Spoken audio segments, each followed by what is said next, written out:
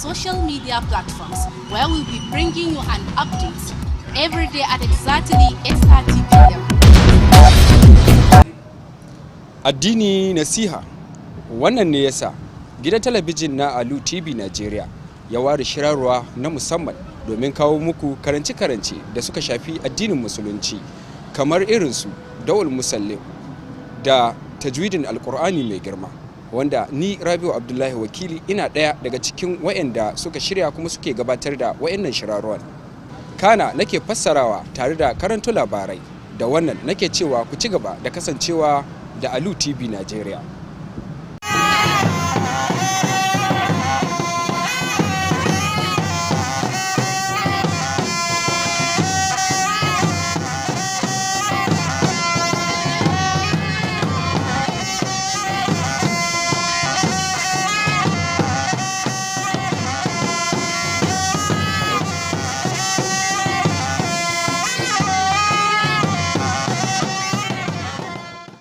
Governor Ahmad Ali Sokoto declares open a public hearing on the 1999 constitutional amendment in the zone.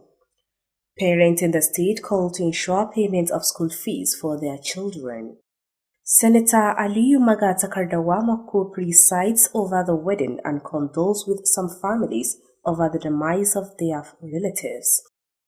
Thank you so much, our viewers, for staying with us on Alu TV News on the Sunday, the 27th of July 2025, which is also the second of Safar 1447 after the Hijrah of the Prophet Muhammad, peace and blessing of Allah be upon him. Amen.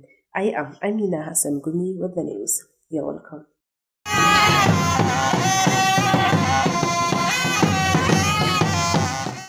The Governor of Sokoto State, Ahmad Aliyu, declared open the public hearing on the amendment of the 1999 Constitution for Sokoto, Kebbi, and Zamfara states. The event, which was organized by the National Assembly, is a crucial step towards the first ever constitutional alteration under civil rule. Our government house correspondent Nasir Abubakar Kiri has more on this story.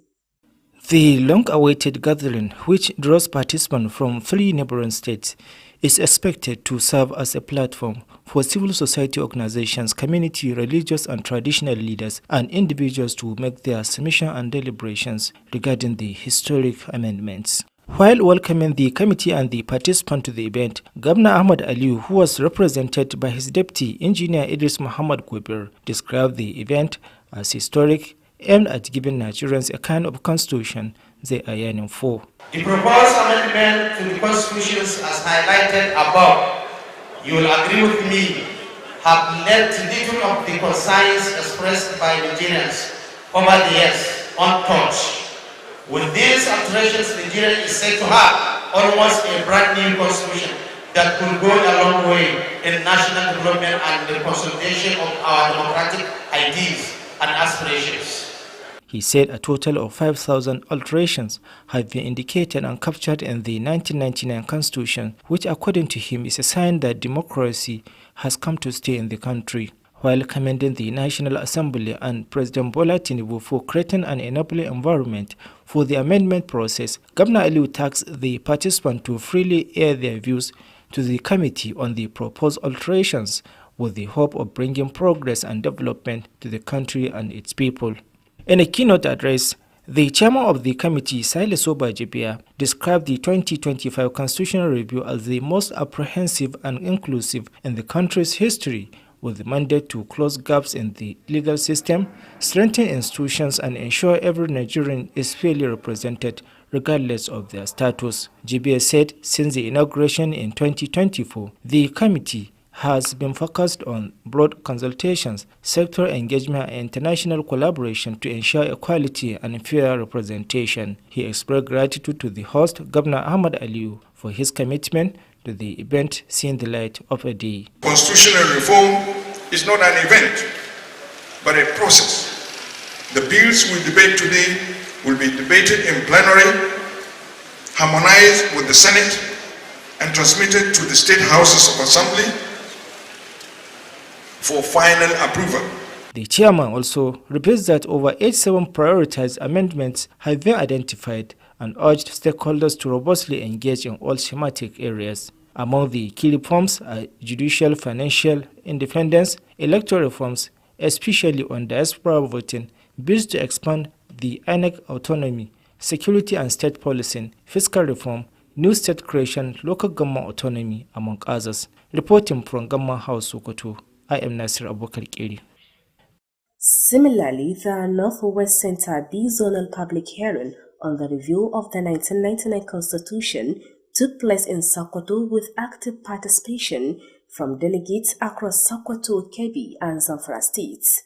The hearing provided a platform for citizens and interest groups to voice key demands, including creation of additional state, enhanced local government autonomy, and the introduction of state police as part of broader efforts to reshape the nation's constitutional structure.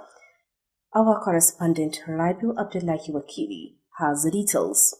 Speaking at the hearing, Chairman of the Northwest Center B Committee, Honorable Sada Sulejuvia, affirmed that no constitution is ever perfect or complete, and every constitutional framework requires periodic review and reform. He stressed that the ongoing 2025 Constitution Review exercise is designed to safeguard the right of all Nigerians, regardless of their status, background, or gender, ensuring fair and equitable representation for every citizen. Honorable Juvia also outlined the committee's sustained efforts since its inauguration, reaffirming their commitment to meeting the objectives of the national review process. Event, but a process.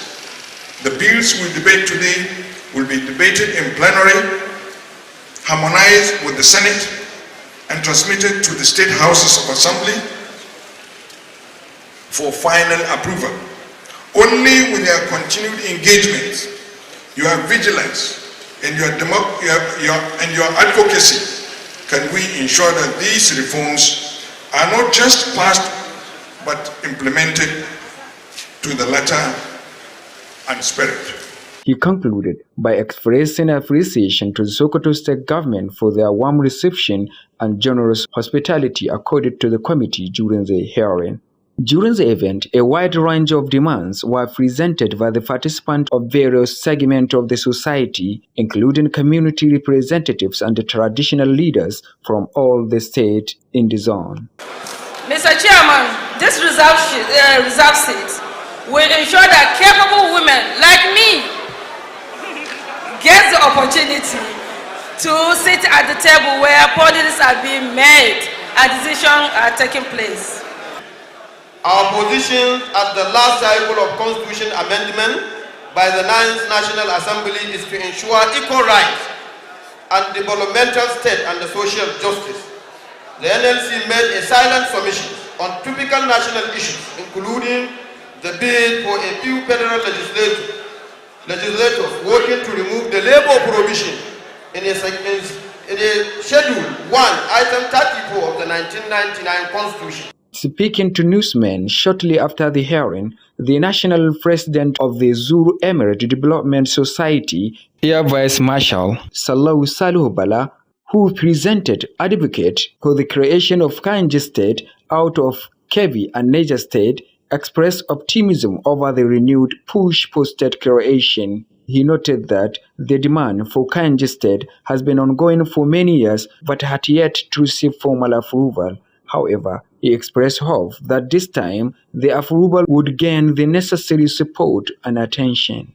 Marshal Vala also outlined key reasons behind the demand, explaining that the proposed state would address long-standing developmental challenges, bring governance closer to the people, and reflect the distinct identity and the needs for their communities. If we have Kainji State and Kontagora is the state capital, it takes me 1.5 hours to be in Kontagora. It takes Burgu almost an hour to be in Kontagora. Of course, somebody from Ushishi will take 2 hours to be in Kontagora. Have we not brought people closer to the government? That is the essence. Reporting for Alu TV News, Ravi Abdullahi Wakili. Towards promoting peace, unity, and democratic development, the Nigerian Youth Parliament Sokoto State Chapter has held a town hall meeting with youth and stakeholders in the state. The event, which took place at the Grand New Shikra Hotel, Sokoto. Once again, Rabiu Abdullahi Wakili was there for Alu TV News and now reports.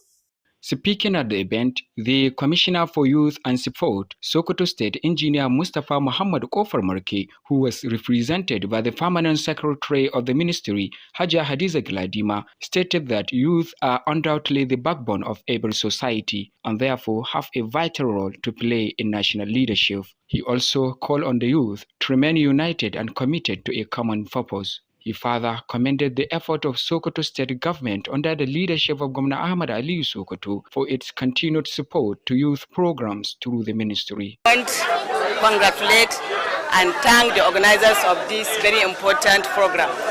And I want to assure them that our Ministry of Youth and Sport Development, under the leadership of our able honorable commissioner, Engineer Mustafa Mohammed, is always ready to work with any association or organization in order to strengthen the activities of our youth in the state. Thank you. During the event, the newly appointed representative of the parliament were officially inaugurated. The highlight of the event was the presentation of the papers that focused on the role being played by the parliament as well as contributions women can make in politics and other aspects of the public activities. Reporting for Alu TV News, Rabiu Abdullahi Wakili. Don't forget, our viewers, you are still watching Alu TV News transmitting from Sokoto, the seat of the Caliphate. You can also watch us through our social media handles at Alu TV on our YouTube channel, while on our Facebook page you can view us on Alu TV News. You can also download our mobile application on the Play Store by searching Alu TV to watch our previous programs or watch us live while the program is still running. The news will now continue. Parents have been urged to ensure the prompt payment of school fees for their children on time. Headmaster of Madrasatul Sirat al-Mustaqim Litahfiz al-Quran al-Karim, Nakasar Magaji, made the call during its first annual Quran graduation ceremony held at the premises of the school. Education correspondent Aminu Al-Hussein Amanawa reports. The first walima of over 180 graduates was held at the premises of the school in Nakansara Magaji of the state metropolis. Speaking during the ceremony, the headmaster of the school, which was established in 2011, noted that the school still faced challenges, including incomplete construction of classes, inadequate teachers, and mattresses. He said that by assisting the school and ensuring prompt payment of the school fees, the school can have enough structures as well as increase the enrollment of pupils for the development of Sokoto State. State Commissioner of the Ministry of Health, Dr. Faruk Umar Abubakar, urged the graduating students to utilize what they have learned and continue seeking for both Islamic and Western knowledge.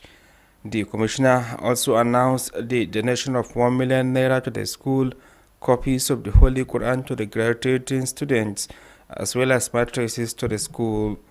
Some speakers at the event congratulated the parents on their children's achievements, emphasizing the importance of guiding them towards moral upbringing and discipline.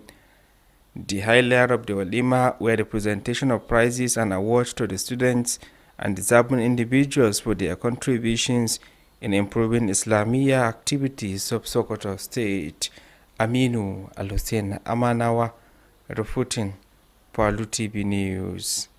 APC leader in Sokoto State, Senator Aliyu Magatakarda has witnessed the wedding of children of a business person in the state, Alhaji Bello Bulaki. Also visited by the senator were some places to condole families and relatives of those who died recently. Jamilu Musa Maishanu has more on the story. At the Kofar Marke area in the metropolis, Senator Wamuko presided over the wedding of Hamza Bello Bulaki and his new bride Fatima Zakaria Bulaki. Senator Wamuko, who stood in for the bride, ensured that the 200,000 naira dowry was paid before giving out Fatima's hand to her representative, Alhaji Tanko Sarkin Goro. Sarkin Malaman Sokoto Malam Yahya Muhammad Boyi solemnized the wedding according to Islamic rites.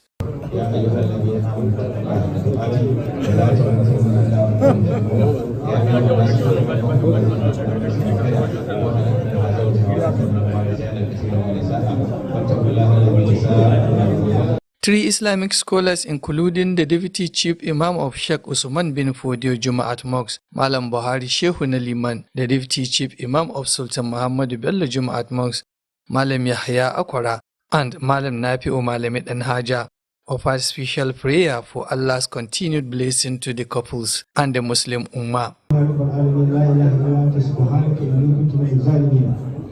Allah ni suna ki masu kyawun sunan ka maka kana wa mace annabi Muhammad sallallahu alaihi wasallam. Allah ni sha da wurin da sha da badalin da har da ita riwaya Allah ni jin sahaba da tabi'ina da tabi'i la ilaha illa huwa sunnati Allah mai wani ce su zuwa da da hurmacin su.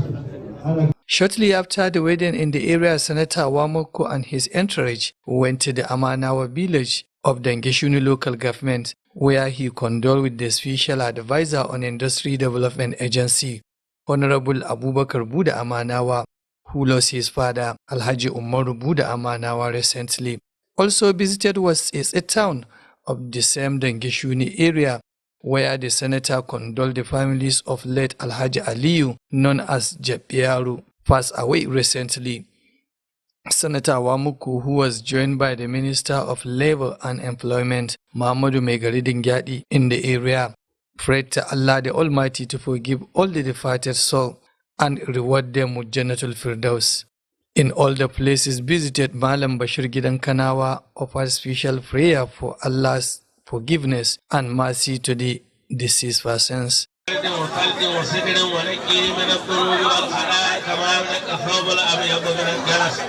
اللهم اكرم نزله ووسع مدخله اللهم لا تحرمنا اجره ولا تفتنا بعده اللهم اغفر لحينا وميتنا وحاضرنا وغائبنا وصغيرنا وكبيرنا وذكرنا وانثانا وحرنا وعبدنا اللهم اغفر لموتانا وموتى المسلمين ربنا اتنا في الدنيا حسنه وفي الاخره حسنه وقنا عذاب النار. Senator Aliyu Magatakarda Wamoko was accompanied on the visit by politicians, ulama, traditional rulers, and businessmen, among others. Jamilu Musa Maishanu, Alu TV News. And to end the news, here are the main items that made the headlines. We reported to you that Governor Ahmad Aliyu Sokoto has declared open a public hearing on the 1999 constitutional amendment in the zone. We also brought you that parents in the state have been called to ensure payments of school fees for their children. Lastly, we told you that Senator Aliyu Magatakarda Wamoko has attended a wedding and condoled with some families over the demise of their relatives.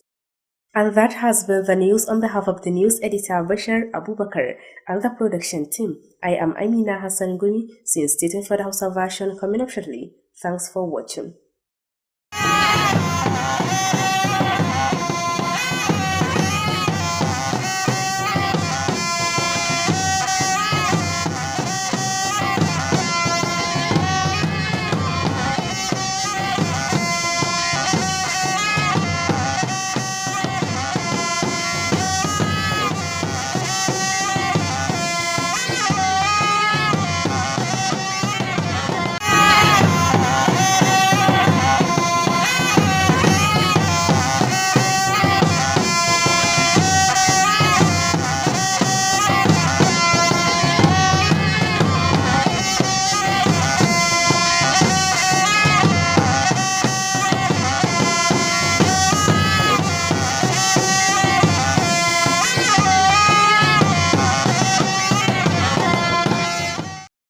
Gwamnan jihar Sokoto Ahmad Aliyu ya buɗe zaman jin ra'ayoyin jama'a kan gyaran kundin tsarin mulki na shekarar 1999 a yankin.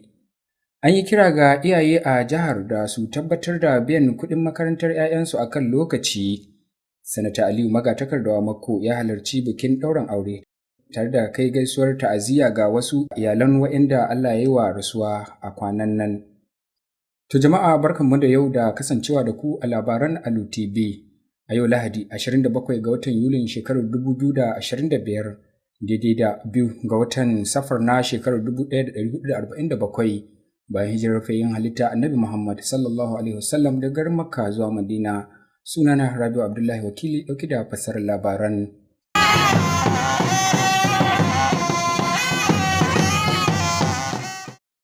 Gwamnan jihar Sokoto Ahmad Aliyu ya buɗe taron jin ra'ayin jama'a na yi ma kundin tsarin mulkin shekarar 1999 gyaran huska a cibiya ta biyu da ta kumshi jihohin Sokoto, Kebbi da Zamfara. Taron wanda Majalisar Tarayya ta shirya wani muhimmin mataki ne na sauya kundin tsarin mulki tun bayan dawowar mulkin farar hula. Wakilinmu a fadar gwamnatin jihar Sokoto, Nasir Abubakar Kiri na ɗauki da cikin rahoton. Taron jin ra'ayin jama'an wanda aka daɗe ana dakon ya ƙunshi jihohi 3 masu makwabtaka da juna wato Sokoto, Kebbi da Zamfara, kuma ana sa ran ya zama wani dandali da ƙungiyoyin fararen hula, shugabannin al'umma, addini da na siyasa da ma ɗaiɗaikun jama'a su gabatar da ra'ayoyinsu dangane da wannan kwaskwarimar kundin tsarin mulki mai ɗimbin tarihi. Da yake lalimar habin da 'yan kwamitin da ma kuma mahalarta taron, Gwamna Ahmad Aliyu ya bayyana wannan taron a zaman mai ɗimbin tarihi wanda zai baiwa 'yan Najeriya damar samun kundin tsarin mulki da ya daidai da muradunsu. Ya ce akalla sauye-sauye 5,000 ne ake fatan samu daga kundin tsarin mulki na 1999 wanda a cewarsa alamu ne da ke nuna da cewa demokradiyyar ƙasar nan ta sami gindin zama. A daidai lokacin da ya bawa majalisar ƙasa da shugaban ƙasa Bola Tinubu akan samar da kyakkyawan yanayi domin kwaskwarimar, Gwamna Aliyu ya kalubalanci mahalarta taron da su sake wurin fitar da ra'ayinsu da gabatar da shi ga kwamitin da manufar samar da waɗannan sauye-sauye da a cewarsa ake fatan su kawo ci gaba da kyautatuwar al'amura a ƙasar nan da jama'arta. A jawabinsa a gaban taron, shugaban kwamitin Salisu Bajibiya ya bayyana shirin gyaran fuskar tsarin mulki na 2025 shine mafi inganci da aka gani a tarihin ƙasar nan, wanda a cewarsa yana da manufar cike gibi ga tsarin shari'ar ƙasar nan, inganta cibiyoyinta da ma kuma baiwa kowane ɗan Najeriya samun wakilcin ra'ayin shi ba tare da la'akari da matsayinsa ba. Jibiya ya ce tun kafa wannan kwamiti a shekarar 2024 ya mayar da hankali wurin tuntuɓar jama'a da kuma ɓangarori daban-daban da ma kuma haɗin gwiwa da cibiyoyin ƙasa da ƙasa domin ganin an sami daidaito da wakilcin kowane ɓangare. Daga nan sai godewa mai masaukin baƙi Gwamna Ahmad Aliyu akan dukufarsa wurin ganin wannan shirin ya kai ga nasara. Shugaban haka ma ya bayyana cewa akalla ɓangarori 87 ne ake fatan samun ra'ayoyinsu a wannan shiyar, waɗanda a cewarsa yake fatan mahalarta taron su mayar da hankali a kan su kamar da ya kamata. Daga cikin sauye-sauyen a cewarsa akwai ƙoƙarin samar da 'yancin cin gashin kan kuɗi na ɓangaren shari'a, sauye-sauyen al'amuran zaɓe, musamman ƙudurin nan na neman baiwa 'yan Najeriya mazauna ƙasashen waje damar kada ƙuri'a, ƙudurin faɗaɗa ikon hukumar INEC, batun tsaro da kuma ƙirƙirar 'yan sandan jihohi, sabon tsarin kasafta kuɗin gwamnati, ƙirƙirar sabbin jihohi da ƙananan hukumomi da samar da 'yancin cin gashin ƙananan hukumomin da dai sauransu. Ƙarshen wannan rahoton kenan. Nasir Abubakar Kiri daga fadar gwamnatin jihar Sokoto. Haka zalika an gudanar da taron jin ra'ayoyin jama'a na cibiya ta biyu ta yankin Arewa maso yamma kan duba kundin tsarin mulkin shekarar 1999 a birnin Sokoto, inda wakilai daga jihohin Sokoto, Kebbi da Zamfara suka halarta.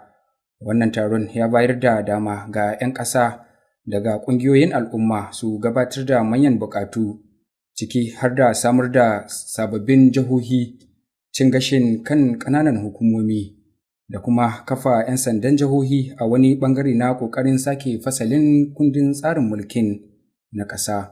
Wakilinmu na kan layi ɗauki da cikin rahoton. Yayin da yake jawabi a yayin gudanar da taron na sauraron ra'ayoyin jama'a, Honorable Sada Sule Jubiya ya bayyana cewa babu wani kundin tsarin mulki da ya cika tsatsaf ko kuma ya kai matakin da ba za a sake duba shi ba. Saboda haka kowace dokar ƙasa tana buƙatar gyare-gyare lokaci zuwa lokaci. Ya jaddada cewa wannan aikin na duba kundin tsarin mulki na shekarar 2025 na da nufin kare haƙƙin kowane ɗan Najeriya ba tare da la'akari da matsayi ba, asali ko jinsi ba, tare da tabbatar da adalci da wakilci nagari ga kowane ɗan ƙasa. Da Honorable Jubiya ya kuma bayyana irin namijin ƙoƙarin da kwamitin su ke ci gaba da yi tun bayan da aka ƙaddamar da shi, yana mai tabbatar da aniyarsu ta cimma dukkan manufofin da aka sa a gaba a wannan aikin. A ƙarshe ya nuna matuƙar godiyarsa ga gwamnatin jihar Sokoto bisa tarba mai kyau da kuma karamcin da suka nuna wa kwamitin a lokacin zaman sauraron ra'ayoyin. A yayin taron, wakilai daga sassa daban-daban na al'umma sun gabatar da buƙatu iri daban-daban, ciki har da shugabannin al'umma da na gargajiya daga jihohin da ke yankin arewa maso yammar.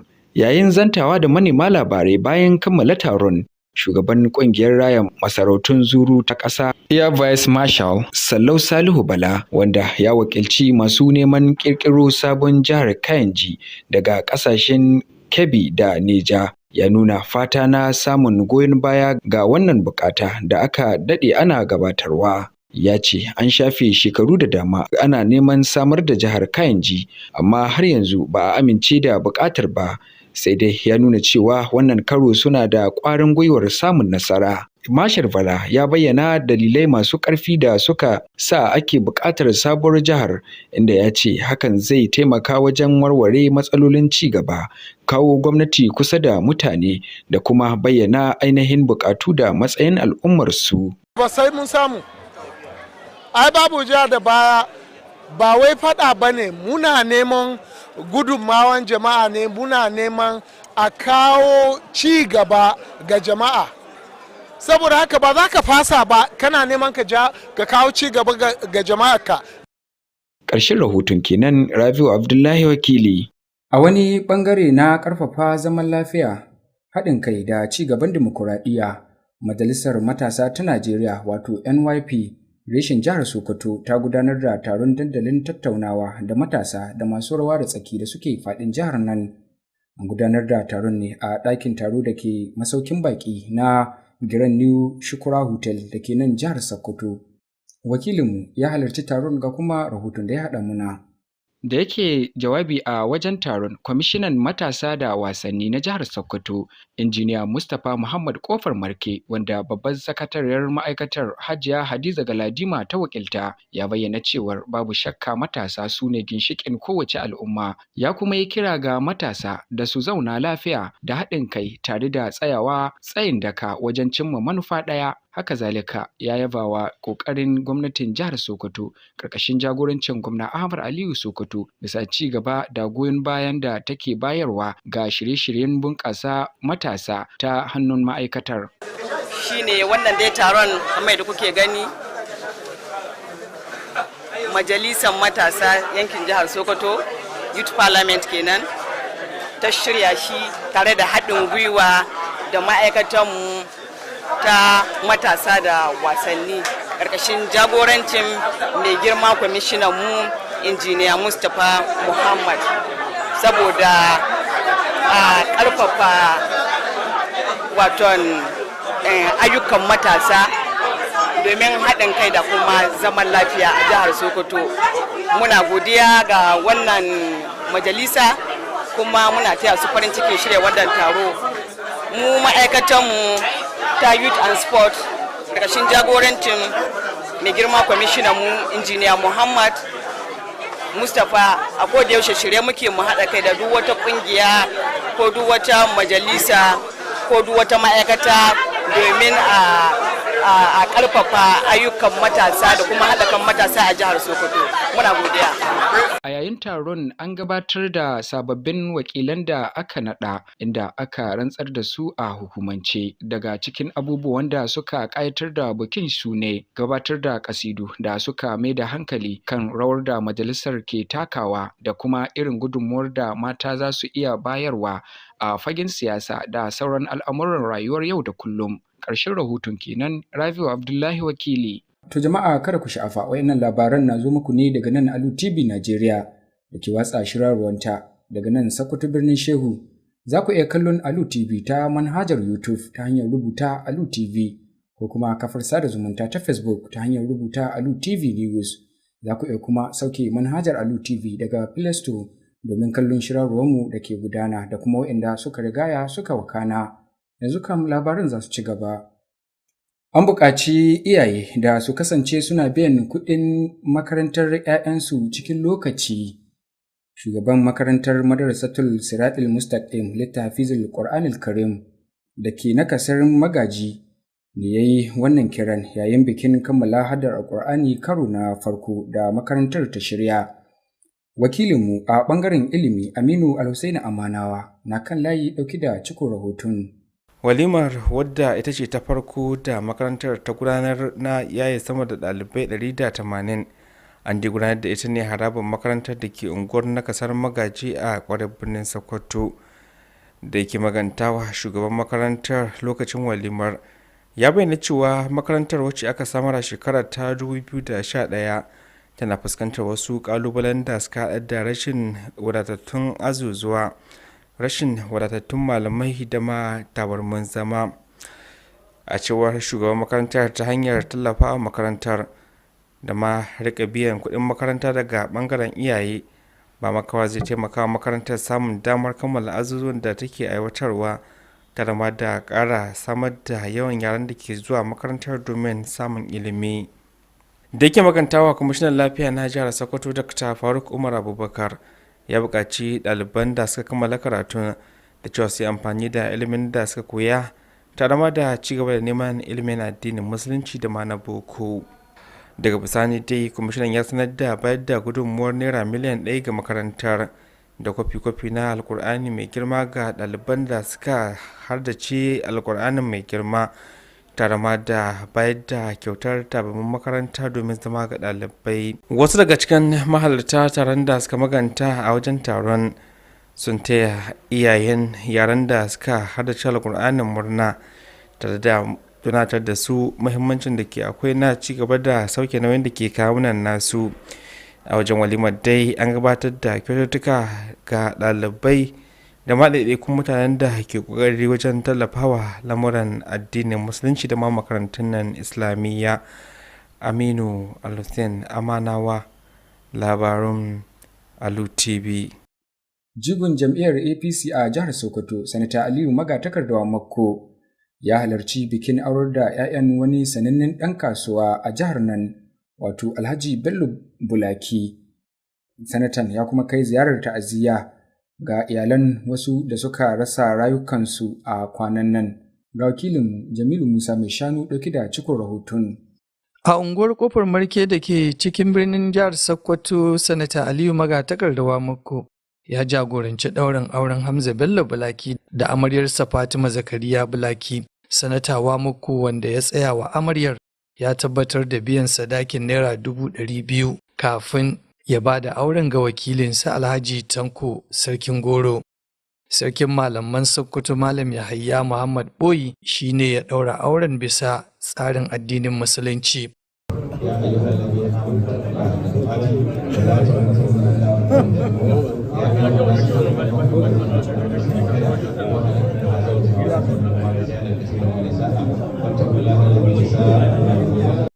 Malamai uku sun gabatar da addu'o'i na musamman domin samun albarkar Allah ga ma'auratan da kuma al'ummar musulmi baki ɗaya. Malaman sun haɗa da na'ibin limamin masallacin Juma'a na Sheikh Usman bin Fodiyo Malam Buhari Shehu na Liman, da kuma na'ibin limamin masallacin Juma'a na Sarki Muhammadu Bello Malam Yahaya Akwara, da kuma Malam Nafi'u Malami Ɗan Haja. Allah ne suna yake masu kyawun da sufin kamar ɗauka kanuwar mamaci annabi ka Muhammad sallallahu alaihi wa sallam. Allah ne shi ga abubuwan da shi ga maganin don Allah ya karewa ne. Allah ne jami'ar sahabata don tabi'ina don tabi'in la'aula Allah ma asibiti. Allah mai wani ce su zuwa gare ka da mamacin su. Allah ka taimaki addinin kan wasu taimakon addinin kan da kowace jihar. Allah ya ƙara mashi Usman da karama lahira ka tara mu da shi da salai. Bayan kammala ɗaurin auren sanatawa muku da tawagarsa sun zarce zuwa garin Amanawa da ke ƙaramar hukumar Dangishuni domin jajantawa Honorable Abubakar Buda Amanawa mai ba gwamna shawara kan ci gaban masana'antu bisa rasuwar mahaifinsa Alhaji Umaru Buda Amanawa. Haka zalika sun kai ziyarar ta'aziyya zuwa Tsitse, wani gari da ke cikin ƙaramar hukumar Dangishuni, inda suka jajanta wa iyalan marigayi Alhaji Aliyu, wanda aka fi sani da Jabi Yaro da ya rasu a kwanan nan. Sanatawa muku tare da ministan kwadago da ayyukan yi Muhammadu Mai Gari Dingyadi sun roki Allah maɗaukakin sarki da ya gafartawa dukkan mamatan kuma ya ba su aljannar firdausi. A duk wuraren da suka je ta'aziyar Malam Bashir Gidan Kanawa ya jagoranci addu'o'i na musamman domin neman gafara da rahamar Allah ga mamatan.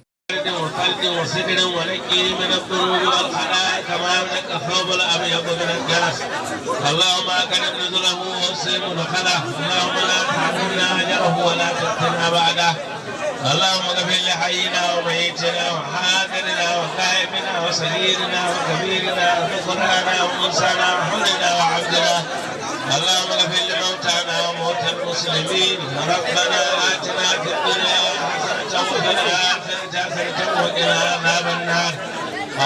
Sanata Aliyu magatakarda muku ya samu rakiyar 'yan siyasa, malamai, sarakunan gargajiya da 'yan kasuwa da sauransu a wannan ziyarar.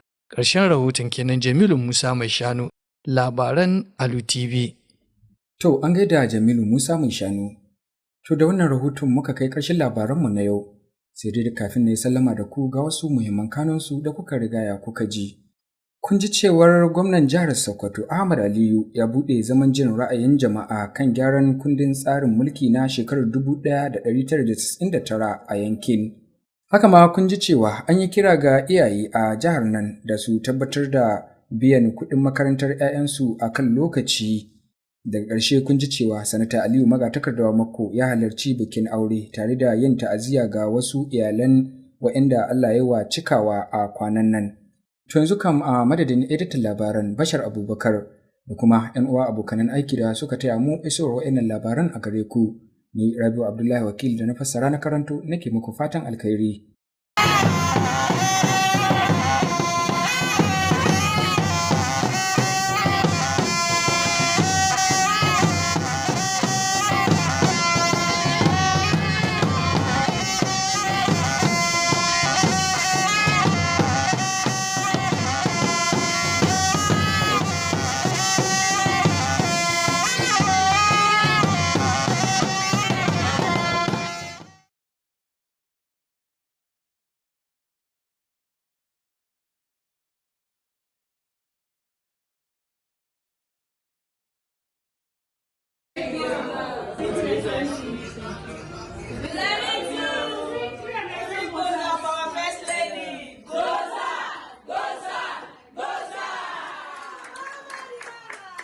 It is therefore football fans' opinion that the Super Falcons did not just win the 2024 WAFCON, they reminded Africa why Nigeria remains the heartbeat of the beautiful game.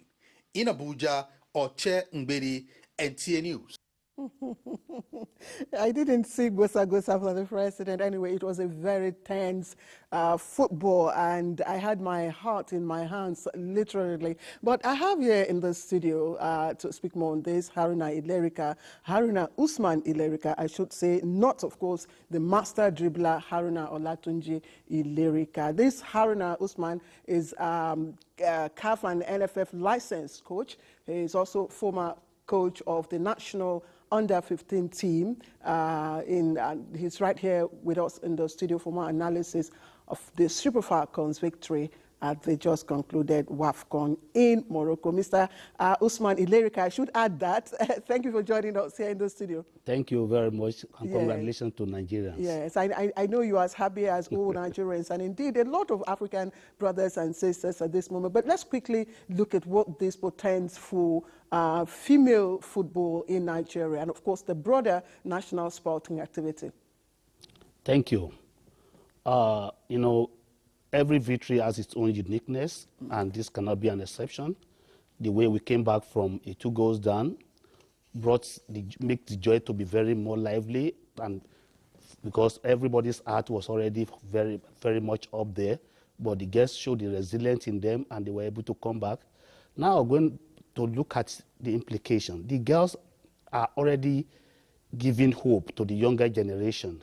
You know, it is very important that we see football from the economic perspective, which has helped so many homes to develop. When you look at virtually all these girls that won this tournament now, they are breadwinners in various families across various globe, and they are there. They are role models. They are serving as role model to virtually all the young footballers that are here at home. The league is a system where that produces them up to that level. Yeah, seeing their role model up there winning nations trophy, it gives them the hope that tomorrow will be a better day for them too.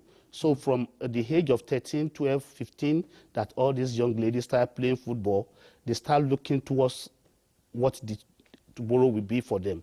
Because everybody knows that if you are up there at that level, it's a big economic impact to yourself, to the family, and to the nation at large. So we have seen a very big political goodwill from the presidency to the girls, and you can see that the shout is a bit different when Mr. President told them that yes, they'll be well received at home. I was going to ask you, just before you delve into the issue of the president, I was also going to ask you, apart from the morale booster coming from the players themselves, we've also seen recently a very high level political backing, especially for women football, coming from the First Lady. We hear the players there giving booster to the First Lady. What do you think this would mean for, when you look at the perception of women in football in Nigeria? You see, for the First Lady of the Federal Republic of Nigeria to come all out, to come and give that kind of super backing to the girls, it shows that, yes, she understands the chemistry, how women feel, how the society feel about the game, and the implication to those that are seeing the game as a means of livelihood. So this has further giving them hope that, yes, if the First Lady of the Federal Republic of Nigeria can give Super Falcon this type of moral support, not only moral, even financial support, which I'm very sure will come, then those coming behind have a hope that they are not wasting their time, they are working towards an economic means for their family in the future. When you see a field of livelihood, it is natural that you look at it from the perspective that what is it generating. Everybody knows that football today is commercial in nature. It brings a lot of money, and it has time limits.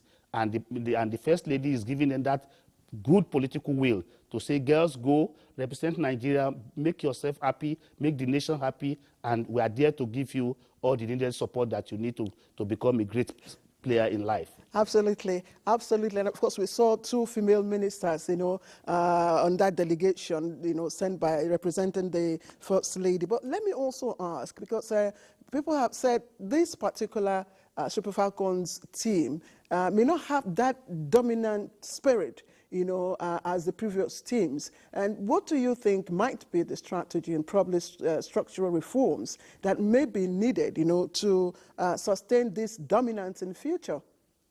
Thank you. You see, it's not as if they don't have a dominance feature just like those of the past.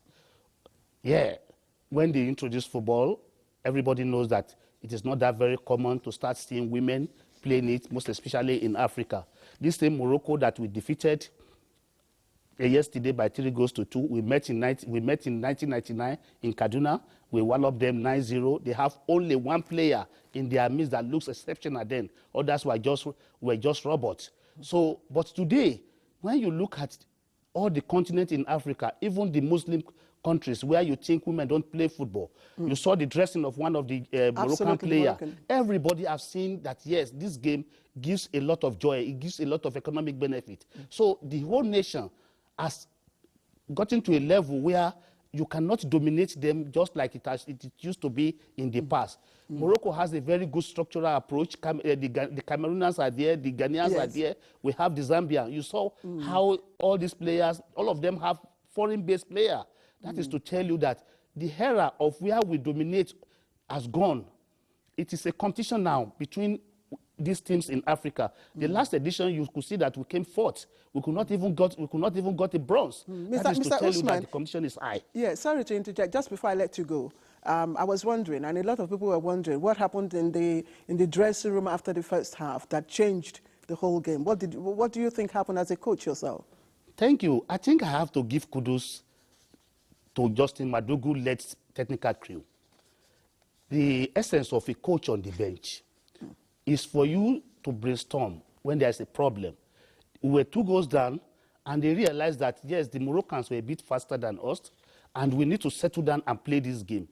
We're stronger, we're faster, and we have the strength, we have the speed. But we were not settling down to play the game. At the end of first half, they have to talk to these girls, and the changes they made were excellent changes. Thank you. I think that's the answer that we were expecting. The changes they made. I was going to ask you also about laser lights, but we really don't have time. But we want to appreciate you, Haruna Usman Ilerika. Thank you very much. You're also a hunter for grassroots football talent yourself. Many thanks to you for sharing your thoughts with us on Newsline. Thank you very much. I appreciate it. All right, and so let's bring you also President Bola Ahmed Tinubu's congratulatory message to the Super Falcons, expressing his delight at their spectacular victory at the 2024 Women's Africa Cup of Nations WAFCON, stating that he eagerly looks forward to receiving them and the trophy here in Abuja.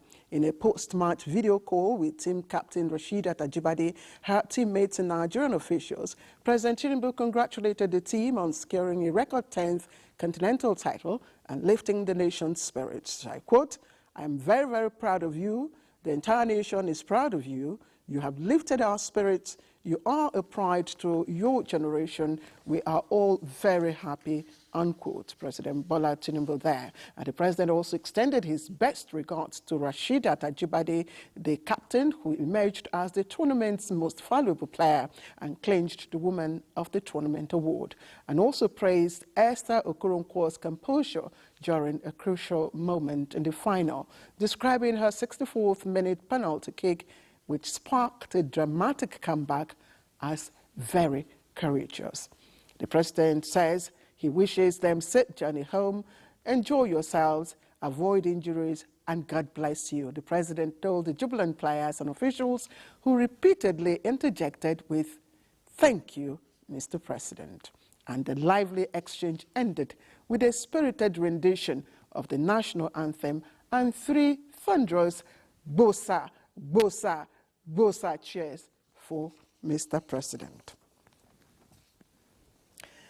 And the president of the Senate, Godswill Akpabio, has also congratulated the Super Falcons for winning the Women African Cup of Nations WAFCON for the historic 10th time after a trailing 2-3 comeback against host Morocco. In a statement, Akpabio says he is proud of the Super Falcons, commending their team spirit, resilience, and unwavering commitment to excellence. He describes the thrilling comeback against Morocco as reminiscent of the Saudi 88 Daman miracle and the Dream Team's triumph at the Atlanta 1996 Olympics. Akpabio also rejoices with President Bola Tinubu on this noble achievement and all Nigerians over this joyous occurrence. And from the First Lady, Oluremi Tinubu, she has applauded the Super Falcons of Nigeria for winning the 10th Women African Cup of Nations following a landmark victory over tournament host Morocco. In her congratulatory message to the African champions, the First Lady praised their resounding 3-2 victory, noting that the accomplishment goes beyond the trophy but serves as testament to the team's hard work, consistency, and indomitable Nigerian spirit.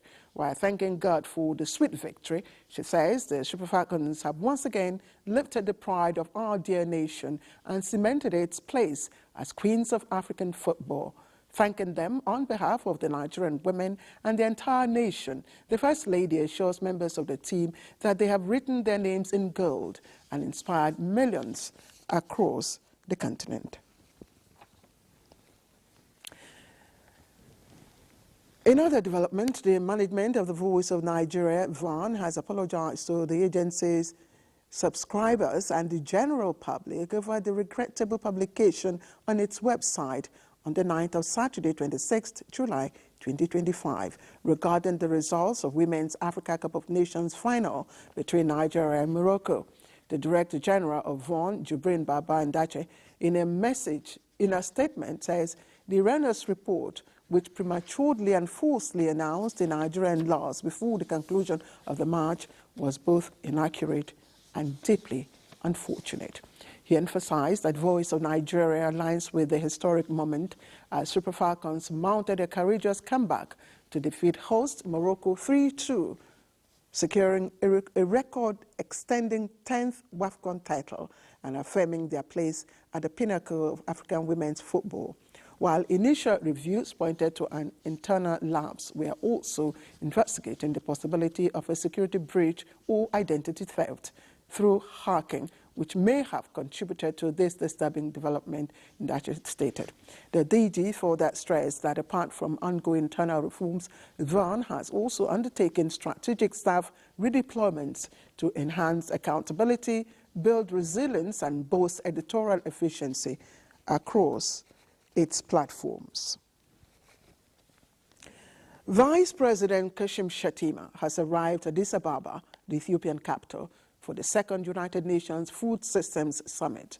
The Vice President was received by the Deputy Prime Minister of Ethiopia, the Chargé d'Affaires of the Nigerian Embassy, Ethiopia, Ambassador Nasri Aminu, among other officials of Nigeria and Ethiopia. He will join other global leaders at a high-level event on advancing the transformation of the coffee value chain, as well as engage in other roundtables and meetings aimed at bolstering Nigeria's food security drive. The summit will reflect on progress made since the inaugural 2021 UN Food Systems Summit and accelerate commitments towards building resilient, inclusive and sustainable food systems. The Vice President will also participate in other events on the sidelines of the summit designed to spotlight real-world examples of food systems transformation, promote knowledge exchange and partnership, and also inspire collective action through evidence-based solutions and creative expression. At a recent briefing by the task force on the second UN Food Systems Summit, Vice President Shettima outlined three key objectives for Nigeria's delegation: positioning Nigeria as a leader of thought on African food systems reform, leveraging international partnerships aligned with domestic priorities, and advancing a private sector-led model for continental food transformation. And the federal government's afforestation and reforestation effort has led to massive tree planting project in Darazo local government area of Bauchi State. The project, by a non-governmental organization known as Sala Care Foundation, I beg your pardon, is aimed at promoting sustainable land management practices and climate resilience for environmental sustainability. Bulak Afsa has the details. Darazo is among the local government areas of northeastern states facing deforestation and land degradation. This 3,000 tree planting strategy by Tesla Care Foundation is part of efforts to strengthen the Nigerian afforestation target for the affected communities. One of the things that we decided to do as a community is, okay, how do we give our own quota of help to our community is by planting trees. And this commissioning of today's program, we are planting about 3,000 trees across the Muhammad Buhari way, that is our new bypass, and then we are going to go inward into the town to plant more trees. It is an action built on the federal government's effort to strengthening climate change mitigation processes, soil erosion control, and biodiversity enhancement. Please try and maintain these trees, sustain them, see that we enjoy what Allah has bestowed in them. With a theme, before you cut a tree today, plant one. The yearly campaign is an action built on the previous efforts to combating desertification and land degradation across the country. In Bauchi, Bulak Afsa, NTA News. And the Pan-African movement has lost a committed fighter for African unity. He is Professor Alu Tv. Although he's gone, he left an indelible mark in Africa and in particular Nigeria after 48 years of intellectual contributions. Correspondent Olajude Bello has a tribute for him. Milk, each time you pop the top, think of the cow in Nigeria whose milk you're blocked. Born on January 1st, 1942 in Dokelo district, northern Uganda, Professor Okello Okuli emerged as one of Africa's most vibrant literacy voices, a novelist, poet and chronicler of rural African life. Educated in Uganda, the United Kingdom and United States, he earned his PhD from the University of Wisconsin in 1972, with earlier studies at Makerere and Stanford. A gifted storyteller, Professor Okuli's works, often Kantariti, Banana Man, among others, echoed the rhythms of African village life, laced with proverbs, humor, and deep cultural insight. His writing, like that of Okotbi Bitek, fiercely championed African heritage and challenged foreign influence. As a professor at Ahmadu Bello University, Nigeria, he brought Pan-African ideals to life, organizing annual OAU mock summits and inspiring students to believe in a united, powerful Africa. Though he has left, Professor Okuli's words lives on, challenging minds, stirring hearts, and lighting the path for Africa's future. His legacy is not only in books or classrooms, but in the dream of a strong, united Africa that he carried to the very end.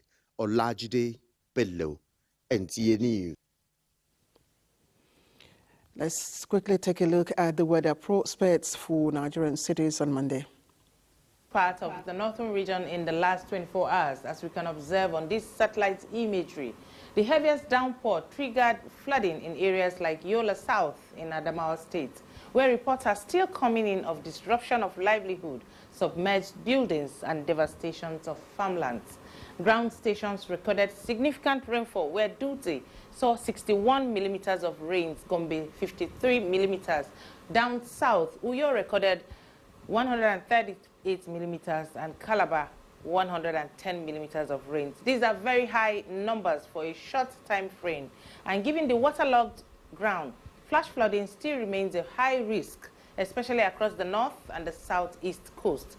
Over the next 24 hours, expect more thunderstorms, especially in the northern region, with moderate rains likely over the central and down to the southern cities. So if you live in a flood-prone area, please stay alert and take necessary precautions, especially around rivers and low-lying zones. We'll keep tracking this. Please stay safe.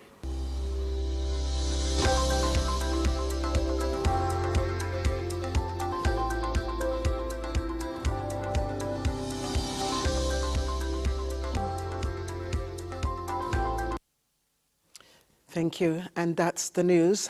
Please fasten your seatbelt. Newsline will be back in just a moment.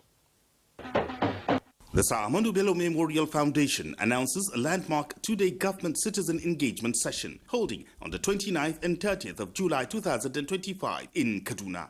With President Bola Ahmed Tinubu, GCFR, 2 years into office, it's time to reflect. How far have we come on the promises made? This is your chance to engage directly with our government, to get your questions answered, understand policies, and make our voices count. This event will foster dialogue between federal government representatives and citizens, focusing on key sectors like national security, agriculture, infrastructure, social services, governance, and economy. It aims to bridge the gap between policy and public perception, dispel misinformation, and promote accountable governance.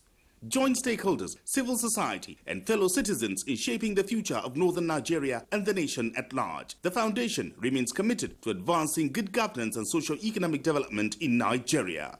Don't miss this historic opportunity, 29th and 30th July 2025 in Kaduna. Be informed, be involved, be the change. This announcement is for your information. Attendance is strictly by invitation. Announcer, Engineer Dr. Abubakar Gambo Umar, Director General, Sir Ahmadu Bello Memorial Foundation. The Federal Ministry of Education, under the leadership of Honorable Minister of Education Dr. Maruf Tunji Alausa, CON, and the Honorable Minister of State for Education, Professor Saeed Ahmed Shwaiba, invite the general public to the launch of the Diaspora Bridge Initiative, a flagship program designed to deepen global collaboration, enhance academic research, and strengthen institutional capacity across Nigeria's tertiary education sector. The event will be launched by His Excellency, the Vice President of the Federal Republic of Nigeria, Senator Kashim Shettima, GCON. Event details: date Monday, 28th July 2025. Time 10 a.m. Venue: State House Banquet Hall, Presidential Villa, Abuja. Attendance is strictly by registration. Register at www.diaspora.bridge.ng. Announcer Abel O. Eniton, Permanent Secretary, Federal Ministry of Education. Back in 63, we landed Nigeria with nourishment, staying there. Every day. Now the nourishment is back again, cleared the way for our tasty, creamy, nourishing yogurt. Hola la familia! I enjoy the new tasty, creamy and nourishing Fan Yogo drinking yogurt. Contains vitamins D, E, B1, B12 and zinc. Go for delicious plain or strawberry Fan Yogo. Fan Yogo, original Niger yogurt. When malaria knocks you down, you can be sure parasites are having a party in your system. Welcome to our new kingdom, guys! Comel, an effective weapon against malaria.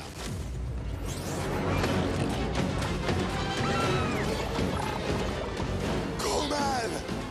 Attacking the parasite army directly to give you express relief and get you back on your feet effectively. Comel on. Malaria gone. Nivea Black and White Deodorant, now with 72-hour protection. But what does that mean? 3 cities in 3 days and no fear of sweat and odor. 120 dances with skin as smooth as the moves. Sweat, stain and odor protection. Nivea Black and White Deodorant. Skin is for embracing life. Nivea is for skin. When it's bright and early, get your breakfast right. Then you need all the nutrients that will hold you tight. Then stay in power, you find it all in Peak. Then every move you make picks got you all the way. And the Peak goes on. Power on every morning with our Peak breakfast to make the most of every day. Peak. Reach for your peak. In today's fast-paced world, staying ahead demands peak performance from our bodies. Like never before, our bodies need an optimum supply of essential nutrients, and Supermalt supports our daily nutritional needs. Supermalt has 20 essential vitamins, minerals, and natural extracts for overall health and wellness.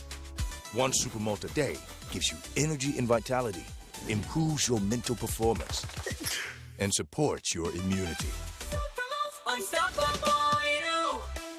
Trust Nivea Perfect and Radiant Body Lotion to reveal your skin's natural radiance. The same unique formula enriched with berry extracts, even tone complex, and UV filters to reduce dark spots and even out your skin tone. For radiant and even tone skin, say hello again to Nivea Perfect and Radiant Body Lotion.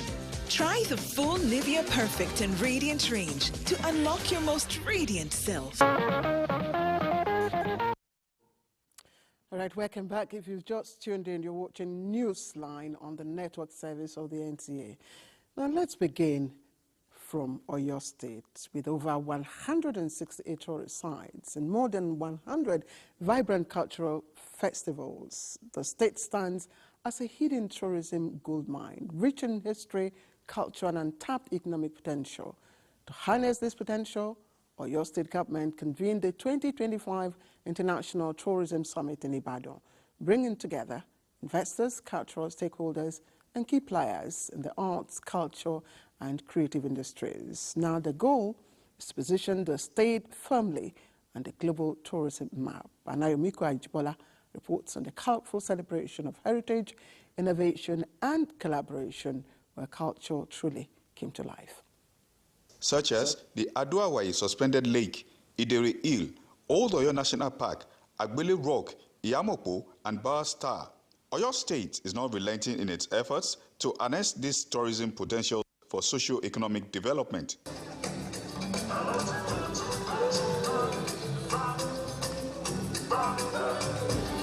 This year's summit is not just a celebration of culture, but a strategic investors gathering designed to present some high-impact tourism investment destinations to both local and international investors.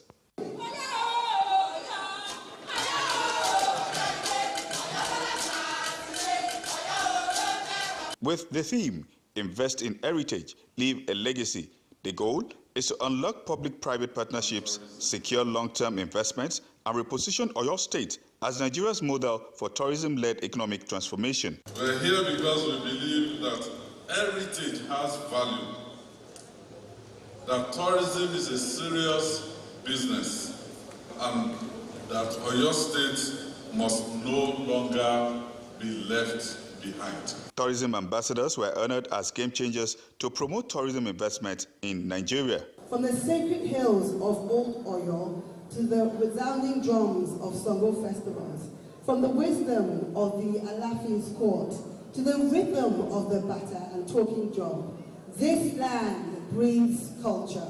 We are just creating awareness, and we are just trying to let people know that if they move into this area, they can spin well. We have gone beyond just talking about culture. We have packaged it, positioned it, and put it forward as a serious investment opportunity. If you start well, you're going to end well. And this is a message to the poor people of your state. Revamped road network, improved security architecture, streamlined policies, and digital investment support systems contribute to making Oyo one of the most attractive destinations for tourism investment in West Africa.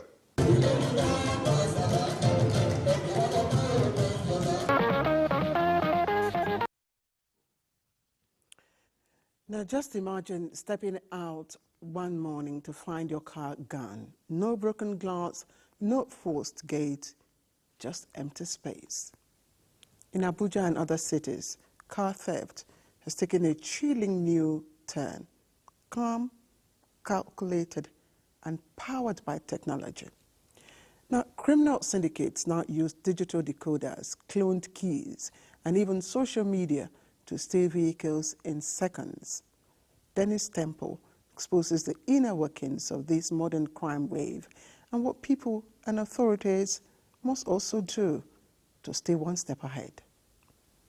Tactics constantly evolving and criminal syndicates becoming more sophisticated. Victims are often left helpless. Meet Mitere Iben, a staff of the Nigerian Television Authority. He is one of many Nigerians who have fallen victim to this growing wave of vehicle thefts. Before now, I would vouch for pedal locks for cars. I usually advise friends, even friends who have electronic security, that they should have pedal locks, manual pedal locks. But as it is, with my experience, one can no longer trust manual pedal locks. Mitere recounts, his voice subdued. His experience is not isolated.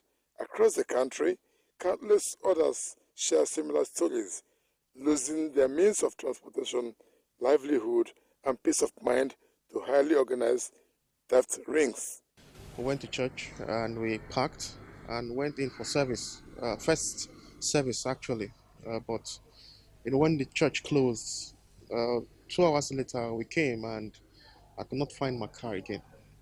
I parked my vehicle in Chichileja General Hospital to visit a person that is sick. I have my key, coming I couldn't find the vehicle. I went to police, I went to road safety, all to no avail. Record from the Nigerian police website indicates about 1,519 vehicles were reported stolen in 2024, and in January 2025 alone, 52 vehicles were recovered, largely due to the Electronic Central Motor Registry (ECMR) initiative. While the police strive to fulfill their mandate, other law enforcement agencies are also stepping up efforts to curb the menace. like the directorate takes care of FCT. And I'll tell you, in Abuja, over 98% of vehicles are duly registered. The technology is placed in such a way that you cannot have double registration. So when you intend to re-register already registered vehicle, it is flagged. For you to steal, you must think it through. If you steal a car, who is going to buy it from you? So people must be buying it from people. At first, you have to buy from a very reliable source. And you make sure that any car that you bought, you have your invoice and receipt. Authorities further advise vehicle owners to invest in tracking devices and to report cases of missing vehicles promptly. Early action, they also add, significantly increases the chances of recovery. It's not just car theft that Nigerians are raising alarm over. They are also raising alarm over the growing trend of passenger overloading by commercial drivers. Now, this is a practice that compromises safety and comfort on the roads. Now, in our next story, Uyemi Ajayi finds out reasons and what relevant authorities are doing to stem this tide. Norm is quietly taking root on Nigerian roads, overloading. From bus terminals to city junctions, commercial drivers now routinely cramp extra passengers into their vehicles, stretching seats and patience and shattering safety rules. What used to be an occasional overload has become standard practice, especially on interstate roads and urban taxi roads, putting lives at risk and leaving commuters in agonizing discomfort. I decided to experience it myself, just to see what the force was all about. And I tell you, it's not a ride for the faint-hearted. My back ached, my knees locked, and I could barely breathe. Shoved forward as a fourth passenger in a space designed for three. The journey lasted just 30 minutes, but it felt like eternity. And the front seat, yes, two people squeezed beside the driver, a violation in broad daylight. The reason why I would say we carry two persons at the front because of the cost of the fuel. The fuel is too high. If they can bring the fuel to between 500 naira or 200, maybe if we carry only five people inside the car. Sometimes in the daytime, FRS they stop us for Maraba building material. You have to drop somebody or you carry 5 people when you cross over before you can carry another person. At motor parks, it is business as usual. At roadside stops, no one blinks. The practice is almost invincible, hiding in plain sight. It's not okay because sometimes they will carry the fat people. So definitely we are managing. We can't fight the car owners. They are doing it to recover their fuel cost. Some believe agencies have grown too tired or too tolerant, but the Federal Road Safety Corps insists when caught, defaulting drivers face penalties. From January to June, we were able to apprehend 5,775 vehicles just on overloading, with FCT having the highest, then followed by, I think, Kano and the Lagos. And then the fines for overloading is 10,000. We want to start thinking of implementing or rather enforcing such laws where if somebody is caught, a driver is caught overspeeding or overloading, there should be a penalty of some months of taking away his driver license and then suspended from driving for some times before he can come back when he has shown remorselessness. As Nigerians keep paying for transportation, they say they deserve a seat, not suffocation. Now they are calling for stricter penalties to make overloading unattractive, even unthinkable, because a journey paid for should never feel like a punishment.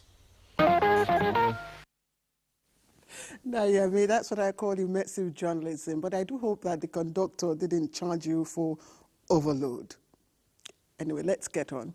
Now, polythene bags, cheap, convenient, and almost everywhere, but beneath their everyday use lies a salient environmental crisis. And in Kano, the consequences are piling up. From clogged drainage systems that cause urban flooding to farmlands slowly choked by plastic pollution. Even more worrying is recent research revealing traces of microplastics in fish sold in local markets, raising urgent concerns about the safety of the food people eat and the long-term health implications. Fatima Sanusikai tells us more. Every day in Kano's bustling markets, fish sellers line the streets calling out to customers to buy dried, smoked or freshly caught fish. For many families, it is a trusted and affordable source of protein. Most of the meat in the market, they are hard. Do you understand? So I prefer fish because fish is softer and it's a better form of protein. It contains omega-6. But beneath the surface lies a growing concern. Recent studies have found traces of microplastic, tiny toxic fragments from polythene bags and wrappers in fish sold in local markets. Experts say these particles are a direct result of plastic waste dumped indiscriminately across the city. We solely rely on using polythene bags now because of carriers that we have. And actually, this polythene bag is one among the wicked material that we use. Why do I say wicked? Because they are non-biodegradable material that we do use. Because if you can see it on the ground, you can find leather 100 years underground never be decomposed, and they are highly toxic. That was why when they are there, they do accumulation under the ground, and they have many problems on us. Plastic use in Kano goes far beyond packaging. At food joints and roadside stalls, hot meals are commonly served in polythene bags as they are cheap, convenient, and widely accepted. Zainab, a local food vendor, serves hundreds of customers daily using plastic bags as makeshift plates for people on the go. Sometimes if you serve hot meals in polythene bags, it melts. But because they are convenient, some people prefer it. Many people use the same cup, and I am concerned about hygiene. I prefer using a plastic bag instead. But scientists warn that when hot food touches plastic, it can release harmful chemicals, putting customers at risk. Don't put hot food inside polythene bag because it transfers. That was why we are having there is an issue of artificial hypertension, diabetes, liver disease, and even cardiac failure, because those polythene we consume, we shouldn't have to take it. And in hot water, in leather, and in hot food in leather, those parts we were taking, they do combat it on the food we are eating. From Sabangari to Chalawa, plastic-choked drainage channels tell the same story. A city overwhelmed by polythene waste and a population largely unaware of its health implications. Across Nigeria, poor waste management and low public awareness are poisoning environments and meals. Like many others, Zainab is unaware of the risks, but without proper education and safer alternatives, her customers could be paying a hidden price. Until we rethink how we use and dispose of plastic, what sustains us today may be what harms us tomorrow. Absolutely, Fatima. What sustains us today may be what harms us tomorrow. I think we should take note of that. You're watching Newsline. Please don't go away. We'll be right back. Is it to open? Is it to squeeze? Is it to scoop? And is it to stir? Dishes come alive with so much taste. Sonia tomato mix in a new stand-up pouch. Nivea Black and White Deodorant, now with 72-hour protection. But what does that mean? 3 cities in 3 days and no fear of sweat and odor. 120 dances with skin as smooth as the moves. Sweat, stain and odor protection. Nivea Black and White Deodorant. Skin is for embracing life. Nivea is for skin.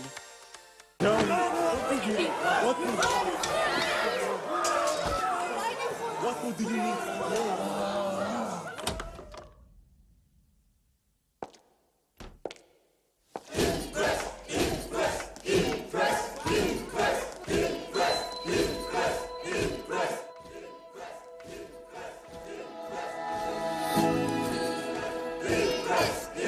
Guys, food is ready.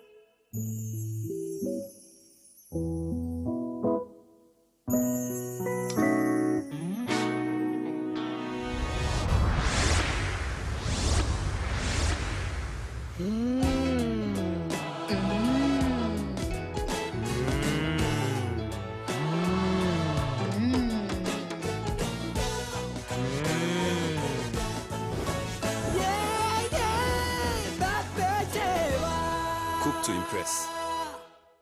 Trust Nivea Perfect and Radiant Body Lotion to reveal your skin's natural radiance. The same unique formula enriched with berry extracts, even tone complex, and UV filters to reduce dark spots and even out your skin tone. For radiant and even tone skin, say hello again to Nivea Perfect and Radiant Body Lotion. Try the full Nivea Perfect and Radiant range to unlock your most radiant self. From the risk of picking up germs in every corner to receiving notes everyone has touched, what else can give you all day long protection? Germs are everywhere, but Dettol's 12-hour protective shield shields your family every day. Dettol, be 100% sure. Imagine lovely meals you can cook with these ingredients. You spend heavily, but no guarantee of a tasty meal. Not making a right choice of seasoning cube can ruin your meal, money, and confidence. For a tasty meal, do not compromise. Choose Gold. Use Terra Gold for the rich, consistent taste your loved ones crave for. Good for soups, stews, and jollof. Terra Gold. 1 cube, endless possibilities. Nivea Black and White Deodorant, now with 72-hour protection. But what does that mean? 3 cities in 3 days and no fear of sweat and odor. 120 dances with skin as smooth as the moves. Sweat, stain, and odor protection. Nivea Black and White Deodorant. Skin is for embracing life. Nivea is for skin. Dear Nigerians, we need you to join us in sanitizing the Nigerian advertising space. The spate of advertisement on the online media space is not only worrisome, but have negative effects on our health, culture, religion, values, and life as Nigerians. This has been due to unverified claims, misinformation, disinformation, superlative advertisement, etc. Many people have lost their hard-earned income due to fraudulent advertisements. Many are suffering medical and critical health issues. Some advertisements have abused our religion, cultural beliefs, and some have used pornography in advertisements against the Nigerian Code of Advertising, among other challenges. We cannot continue to allow this to impact our lives, values, and our economy negatively. ARCON is the Federal Government Regulatory Council of Nigeria, set up to regulate the Nigerian advertising industry. We need your support to promote responsible and ethical advertising. Thank you for staying on the line with us. Now, it was a majestic blend of tradition, culture, and affection at the Asian Palace of the Gumel Emirate, as the Emir gave his daughter's hand in marriage. Now, the event drew dignitaries from within and beyond Jigawa State, who gathered to witness the union of Princess Khadija Ahmed Mohammed Sani and Rabiu Khalid Abdullahi, the managing director of the Jigawa Agricultural Supply Company. Now, the marriage was sealed in accordance with Islamic tradition with a symbolic presentation of a bull and a copy of the Holy Quran as dowry. Mohammed Musa Eskira was there. Marriage rites performed in the presence of the Emir of Gumel were led by Dr. Kabiru Usman in accordance with Islamic injunctions. The couple was prayed for with wishes of a blissful and prosperous marital life.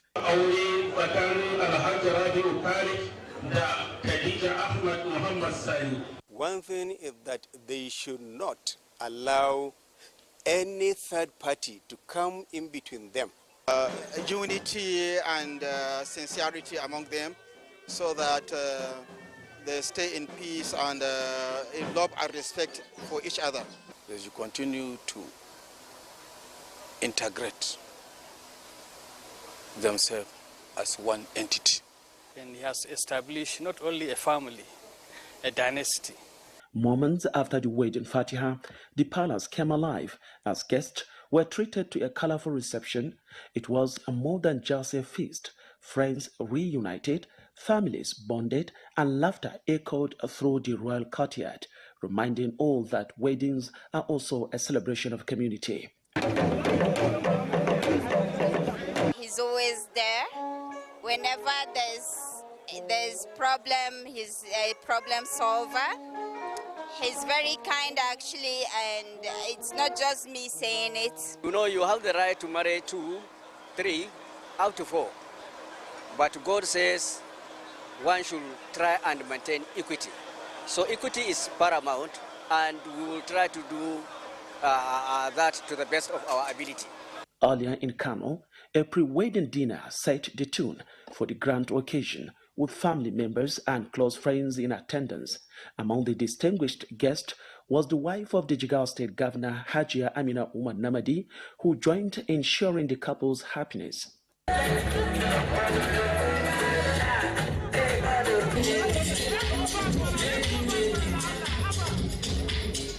Marriage is all about patience.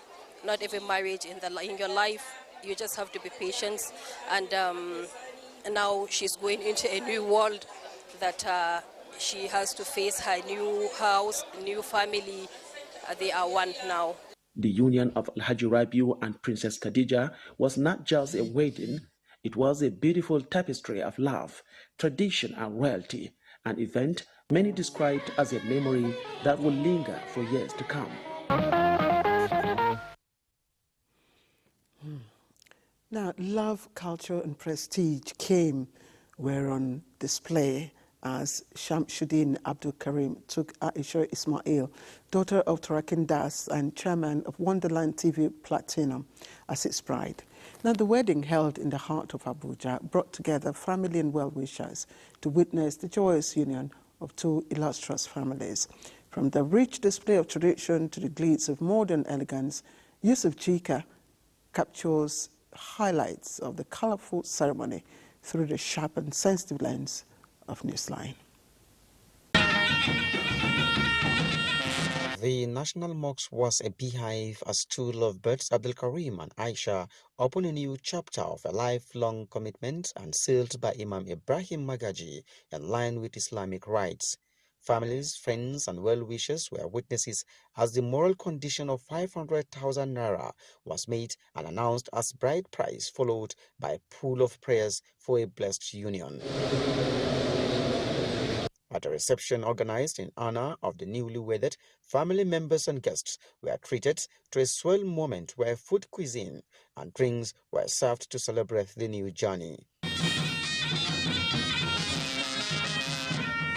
And now comes that period where the groom and bride are counseled on the secret of a successful marriage. I feel fulfilled as a father. We've done our part. We've raised her up, gave her both Islamic education and Western education.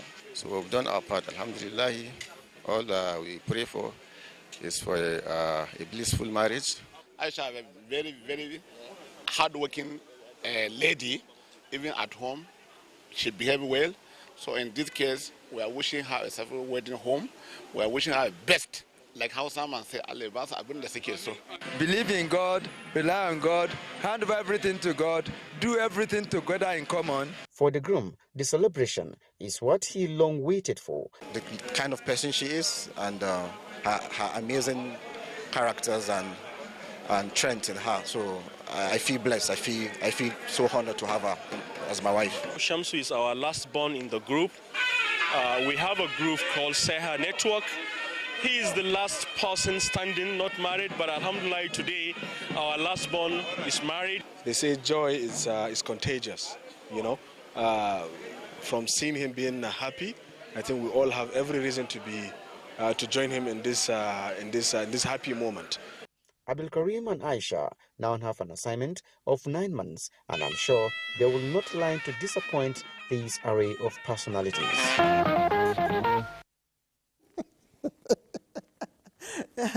So you have given them the assignment. 9 months assignment is the deadline. Okay, thank you. All right, it was also a celebration of love and cultural harmony in Yola, the capital of Adamawa State. As Nigeria's unity in diversity found vibrant expression. Now that was through an intercultural marriage. The ancient city came alive with colors, music, and tradition. As Oluwa Dayomi Paul from Lagos State tied the knot with Monica, I beg your pardon, Pure, I think I got that correct, a proud daughter of Bachama land, former Miss Adamawa 2016, from the regal Bachama traditional rites to the formal court wedding. The ceremonies reflect a rich blend of Yoruba and Bachama cultures, proving once again that love knows no ethnic boundaries. Matthew Adame reports. After the payment of bride price and other customs were observed, highlighting the significance of cultural.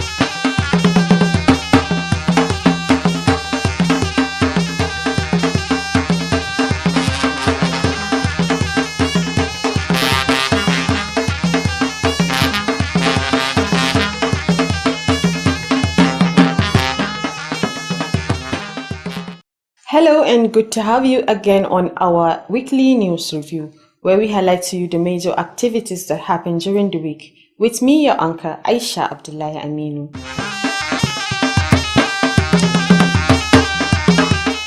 On the week under review, we reported to you that the Sokoto State Zakat and Endowment Agency has distributed 12 million naira zakat to over 300.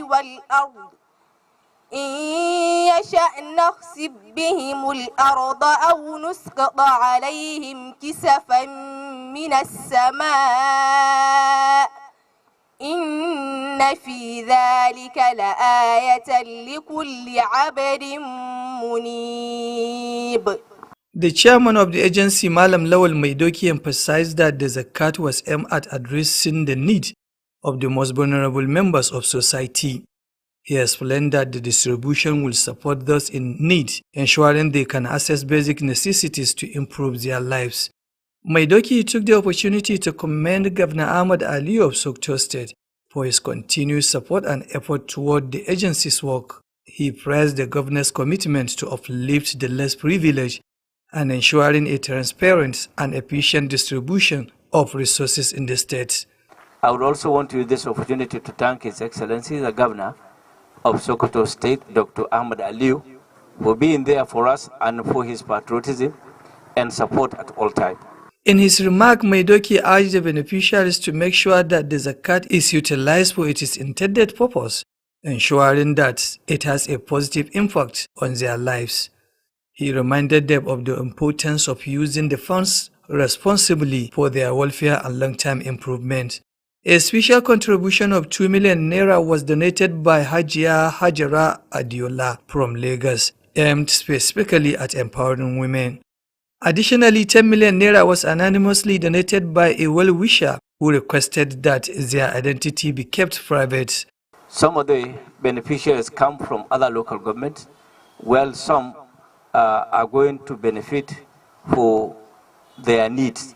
The needs may be health, the needs may be education, the needs may be other needs. It is already confirmed and approved that they are eligible to benefit from this zakat that will be distributed today. But majority of the zakat will be distributed to what we call zakat utilization in productive zakat, where you teach someone how to catch fish rather than giving him the fish all the time. The funds were categorized into various sectors to ensure further coverage of needs. Health ranging from 100,000 naira and above, food 30,000 each for several individuals, Baitul Mali Wealth Tanwil 50,000 each to 35 beneficiaries, business 50,000 each for small business ventures. Jamilu Musa Shanu, Alu TV News. During the week, we also reported to you that the Sokoto State House of Assembly has called on the state government to urgently rehabilitate and restore electricity supply destroyed by a windstorm in Sifawa and Yabu axis of Yabu local government area. Raising the motion during the plenary, the member representing Yabu constituency, Honorable Abubakar Shehu Yabu, decried the prolonged power outage in the area, which he said has persisted for over a year following the destruction of numerous electric poles and feeder lines by the devastating windstorm. Our correspondent Jamilu Musa Mishanu reports. Honorable Abubakar Shehu explained that the situation has been further worsened by the activities of the vandals who carted away the key components of the power network, including aluminium conductors, poles, and transformers. He noted that the blackout has hurt socio-economic activities, crippling small businesses, disrupting social life, and stalling community development. He stated electricity is a critical driver of economic growth and social well-being. The continuous darkness in these communities is not only affecting the businesses, but also diminishing the quality of life of their people. From Sifawa to Yabo for over a year, we are experiencing lack of electricity in Yabo. That's why I presented the motion calling on the state government to come to the aid of our community by restoring all the electrical facilities which has been destroyed by windstorm and vandalized by some individuals. So that our community will enjoy the dividend of democracy by providing electricity, which has immense contribution, most especially in our commercial activities in our area. Lawmakers who contributed to the debate lent their voices in supporting the motion, describing the situation as a serious threat to livelihoods. They urged the state government to prioritize the rehabilitation of these damaged infrastructures. Honorable Abubakar Shehu also commended Governor Ahmad Aliyu Sokoto for his ongoing commitment to rural development through the provision of essential social amenities, including electricity. In his response, the Speaker of the House, Honorable Tukur Balabo Dinga, announced that the House had unanimously resolved to call on the Sokoto State Government to take immediate steps toward the rehabilitation and restoration of electricity supply in Sifawa to Yabo. Jamilu Musa Maishanu, Alu TV News. However, during the week, we reported to you that the Sokoto state government has begun distributing ATM cards to over 42,000 adolescent girls as part of the Adolescent Girls Initiative for Learning and Empowerment Project, Agile. The project is a collaborative effort between the state government and the World Bank, aiming to boost girls' education by providing stipends and improving educational infrastructure. Education correspondent Aminu Al-Husseini Amanawa will tell us more. Monitoring the distribution of ATM cards to some adolescent girls at Magajora P Secondary School in Tudunwada of Sokoto South Local Government, JSS Dambua in Dengeshun Local Government, State Coordinator of the project, Dr. Mansour Isa Buhari, said the program was designed to reduce financial burdens, preventing girls from attending school. I'm sure when we launch the conditional cash transfer officially, with the approval of His Excellency, you will be told the amount you will be given per term, and you will instantly be credited and you will start benefiting from this. Please come to school, pay attention to your studies, and ensure that you complete your studies so that you will be useful and acceptable members of your society. Dr. Mansour therefore urged parents to enroll adolescent girls in school, leveraging the conditional cash transfer program to promote female education. Representative of the State Commissioner for Basic and Secondary Education, Lawali Haruna Muazu, reaffirmed the government's commitment to improving education. Therefore, I wish to express my gratitude to Agile and all stakeholders who have made this program possible. And to our students, I wish them a very good and bright future. Conditional cash transfer component lead Mahmuda Galadima emphasized the project's goal to create an enabling environment for girls, supporting economically disadvantaged parents in keeping daughters to school. The project came at the right time to ensure that you are given the support needed for you to transit from the different levels, that from primary to JSS and from JSS to senior secondary school. Some parents and students interviewed vowed to support the project, recognizing its importance in promoting girls' education for a brighter future. Very happy and thankful to Almighty Allah about this government gesture, because I'm very happy very much because of this. Let us stop going to fetching water and be going to selling this like alala. Let us go after school. The Agile project's ultimate goal is to ensure every girl completes her education, fostering a brighter future for Sokoto State. Aminu Al-Hussein Amanawa reporting for Alu TV News. And also on the week, we reported to you that the Community Awareness and Development Initiative, CADI, in collaboration with the United Nations Population Fund, UNFPA, organized a training workshop for stakeholders across Sokoto State on the importance of bed spacing in communities. Our correspondent, Rabiu Abdullahi Wakili, has the rest of the story. While speaking to journalists, the chairman of the Board of Trustees of the Community Awareness and Development Initiative, CADI, Sani Umar Jabi, stated that the aim of organizing the training was to discuss the importance and the impact of the birth spacing, especially in underserved local government area. He explained that maternal and child mortality, along with health complications, are often linked to the lack of adequate birth spacing, particularly among women who give birth in quick succession. This, he said, lead to malnutrition in both the breastfeeding child and the unborn baby. So the objective of this meeting is to bring together all the relevant stakeholders on family planning advocacy. We invited district heads, WDC chairman of the local government, as well as imam of all the underperforming local government.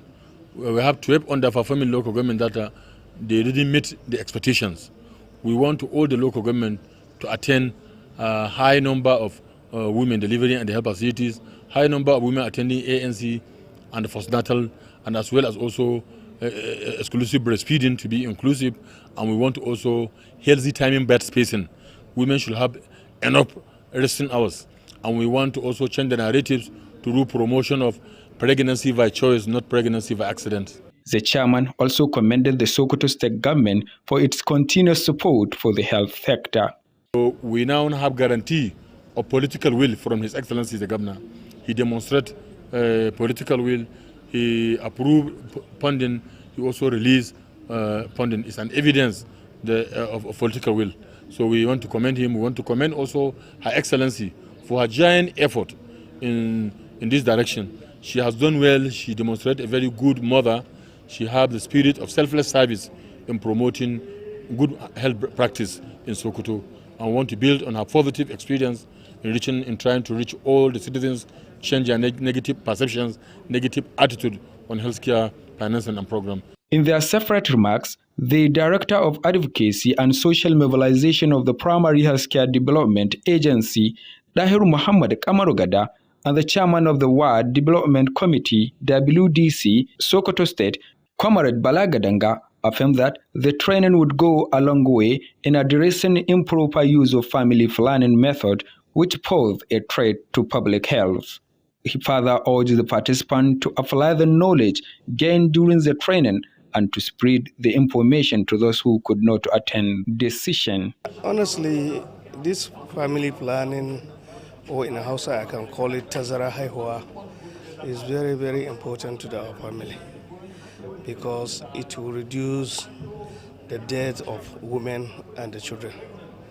And the Sokoto State government is doing its best in seeing that this menace is curtailed, is reduced to the minimum wage.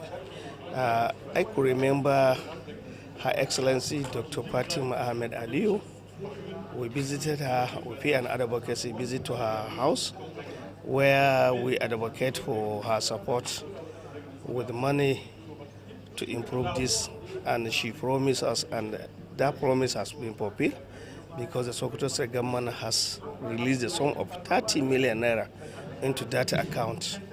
Some of the participants expressed their appreciation for the initiative and pledged to sustain the knowledge within their respective communities.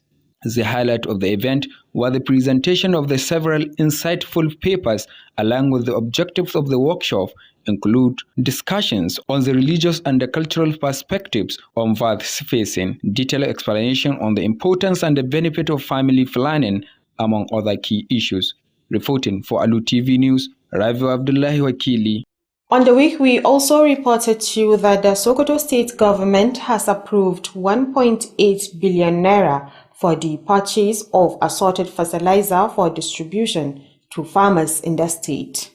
The State Commissioner for Agriculture, Muhammad Tukur Alkali, who revealed that while briefing newsmen on the outcome of the State Executive Council meeting, said the annual gesture is aimed at boosting food security and assisting the wet season farmers.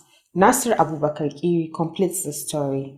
The contract, according to the commissioner, which was awarded to MS Alu Agro Allied Company, Nigeria Limited and Samel Global Investment, is expected to procure urea, NPK and a variety of assorted seeds and agrochemicals. Al-Ghali said another memo approved by the council was for the rehabilitation of the moribund College of Agriculture and Animal Science, Wurno.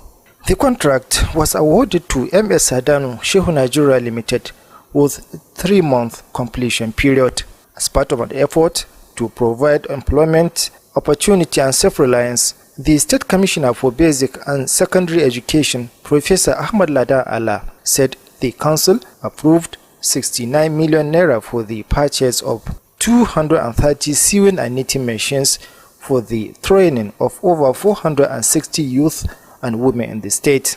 We have a large population of youth. In fact, Nigeria is having the largest population of youth all over the world, and that is why we are seen as an opportunity for development. In view of this program is initiated to ensure that this teeming population are trained on vocational and technical skills so that they can be self-employed and even employ others. Also speaking on the outcome of the meeting, the State Commissioner for Transport, Balako Kani, said 201 million naira was earmarked for the renovation and landscaping of SSTA Tashar Alu in the metropolis. Also speaking, the State Commissioner for Information and Orientation, Samba Bello Danchadi, who chaired the briefing, said a contract has been awarded for the furnishing of a new library and 2 science laboratories of the State College of Nursing Science. The contract was awarded to Banganas Nigeria Limited for 122,937,000 without variation. The 6th State Executive Council meeting of the year was presided over by Governor Ahmad Aliyu, with appreciation for members' efforts towards achieving the goals of the present administration. Governor Aliyu equally tasked them to sustain the tempo for the overall development of the state and its people. Reporting from Government House, Sokoto, I am Nasir Abubakar Kiri. Also on the week, the Sokoto state government has awarded a contract of the rehabilitation of all 244 primary healthcare centers in the state. Governor Ahmed Aliyu Sokoto announced that at the flag-off campaign of the 2025 seasonal malaria chemo prevention held in Achida Town, Wurno local government area. Abdrashid Wadata Buhari will tell us more.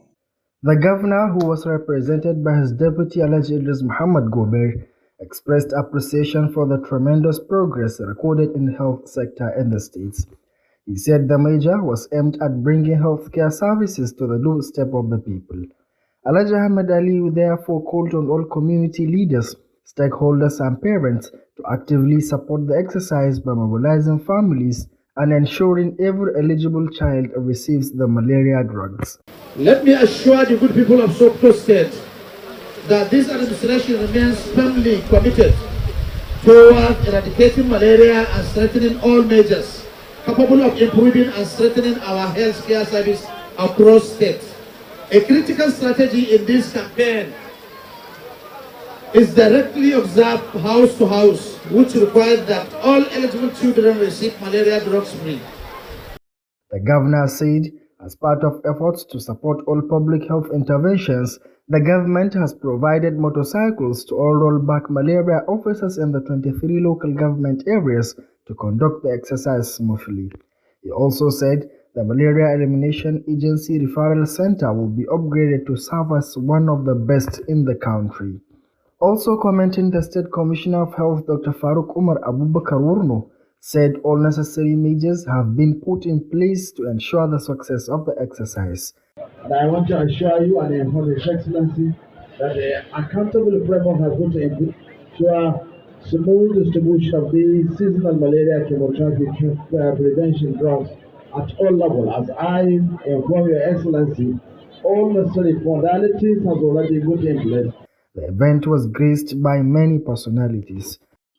On the week under review, we also brought to you that the Sokoto state government is taking deliberate steps to reposition the state economy by building stronger alliances with local industries through on-the-ground engagement and collaboration. Jamilu Musa Meshanu has the rest of the story. The first point of call by the delegation was the Hikima Rice Mills Limited, a leading parboiled rice producer strategically located along the Ngyadi Road in Kasarawa within the Sokoto metropolis. Honorable Amanawa explained that the tour was designed to build direct relationships with stakeholders and identify areas where government support can make meaningful impacts. Welcoming the team, the company's store manager, Alhaji Abdurrahman Bello Tambuwal, expressed confidence in the government's new approach. He said the visit signaled a promising picture for local industries, adding that increased collaboration will stimulate commercial activities and enterprise growth across the state. The team also visited BUK Rice, another major rice processing farm in the area. Honorable Amanawa emphasized the importance of on-site engagement in understanding the dynamic of the industrial sector and tailoring policies that meet the unique needs of producers. In his response, the Managing Director of the Badamasi Usman Kalambaina praised Governor Ahmad Aliyu for establishing the industrial agency, describing the initiative as timely and visionary. He noted that such interventions are critical for tackling unemployment and empowering youth through job creation. The tour further took Honorable Amanawa to Madunka Leather Goods at Kofar Taramnia, where he reiterated the government's dedication to nurturing traditional industries, boosting local craftsmanship, and opening new avenues for export and trade. Chairman of the association, Tukur Abubakar, lauded the administration's commitment to reviving the local economy. He particularly appreciated the state's patronage for their hands-made products, which he said bring prestige and visibility to their crafts. Echoing similar sentiments, the secretary of the association, Dahiru, called on the government to maintain its support, especially for industry rooted in indigenous knowledge and heritage. He stressed that sustained investment in such sectors is essential for preserving culture while driving economic development. Jamilu Musa Meshanu, Alu TV News. However, we also reported to you that in our renewed effort to combat cervical cancer, the Sokoto state government, in collaboration with UNICEF and supported by Global Affairs Canada, has engaged youth representatives from selected local government areas to educate them on the human papilloma virus (HPV) vaccine for adolescent girls in the state. The report. A vaccine which protects against the virus that causes cervical cancer remains poorly understood in some communities across Nigeria. In Sokoto State, however, a new wave of youth volunteers is working to change that narrative. These are not just ordinary young people, they are purpose-driven students drawn from tertiary institutions across the state. Committed to making a difference, they are using their voices and platforms to engage communities, schools and peers in the fight against cervical cancer, the second leading cause of cancer-related deaths among women in Nigeria. Among them is Rose, one of several volunteers trained to raise awareness about the importance of the human papillomavirus HPV vaccine for adolescent girls aged 9 to 14. Fellow volunteers Asma Obuhari Suleiman Dengue and Aliyu Dalhatu expressed that the campaign offers them an opportunity to make a meaningful impact on their generation. We had the opportunity of going to Abuja to learn from our bosses, and then coming back here, we were given the task to actually select 15 volunteers, that's 3 from each local government. So we're going to 5 different local governments in Sokoto State. So we have been enlightened to educate our communities and create awareness to explain what the vaccine is all about. The HPV vaccine, that's the human papillomavirus vaccine. As we all know, HPV is the causative agent of almost 99% of cervical cancer. So educating our people on what this vaccine is, as members of the community, we know our communities best. We can relate with them, with the religious leaders and the town criers, to create awareness, to invite them for this vaccine. And also as a medical student, I can relate with my colleagues to share this message across the state. Asma'u said she is ready to reach out to her peers through social media, school engagement and community outreach to ensure that no girl is left behind. Leading the technical session of the training, Dr. Danjuma Neheme, UNICEF Health Specialist in Sokoto, emphasized the urgency of the task and described the youth volunteers as trusted voices within their communities. Dr. Danjuma highlighted that the HPV vaccine is not only available but also safe and highly effective, noting that early vaccination provides near total protection against cervical cancer. The campaign will focus on communities in local government areas where vaccine hesitancy remains high.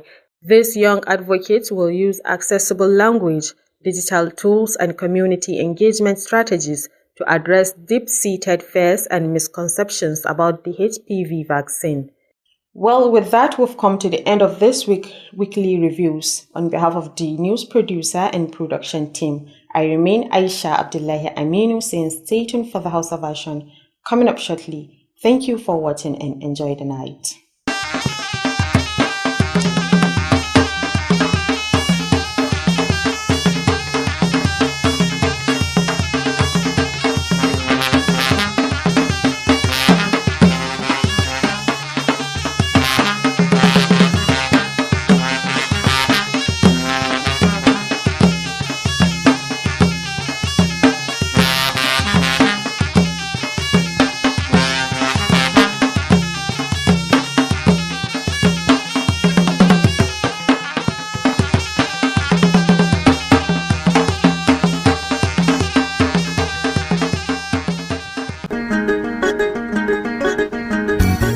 al'ummar jihar Sokoto, ina mutanen Kaduna, ina mutanen Kano, ina kuma mutanen Adamawa, ina na Yola, ina na Gombe, ina mutanen Lagos, sannan kuma ina mutanen Abuja. Shin ko kuna da labarin cewa tashan nan ta Alu Tv Najeriya ta ware muna ranaku na musamman ko kuma in ce wurare na musamman inda za mu tallata muku hajojinku a gane ku cikin garin Sokoto da ma kewayenta.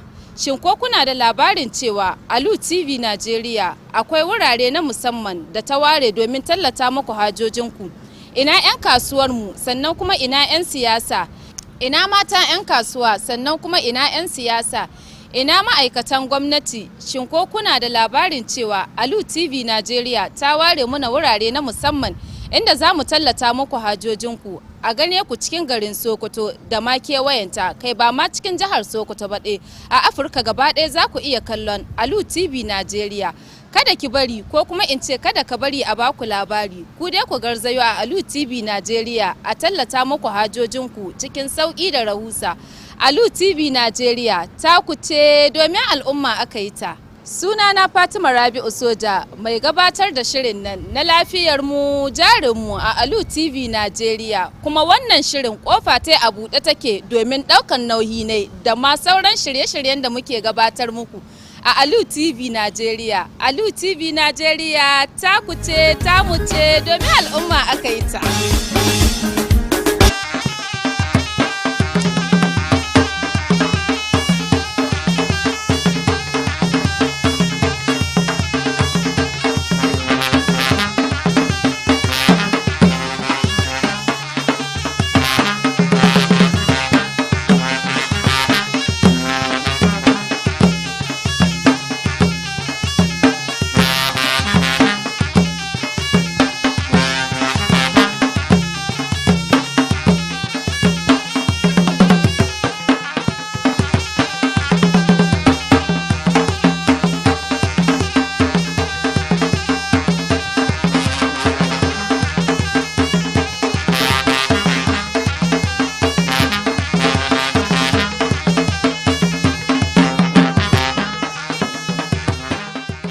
Masu kallo barka da kasancewa da ku a cikin wannan shiri na musamman inda muke kawo muku bitar labaran muhimman ababen da suka faru a makon da ke shuɗewa daga nan gidan talabijin na Alu tare da ni Abdulrashid Wadata Buhari da nake jagorantar wannan shiri.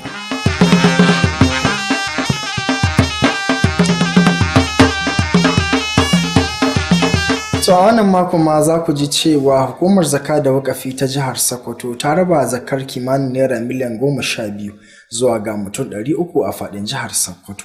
Wakilinmu Jamilu Musa mai shanu ya rawaito mana cewar rabon zakkar da ya gudana ne a babbar headquarter hukumar da ke a unguwar Tudun Wada ta jihar Sokoto. Ga rahoton.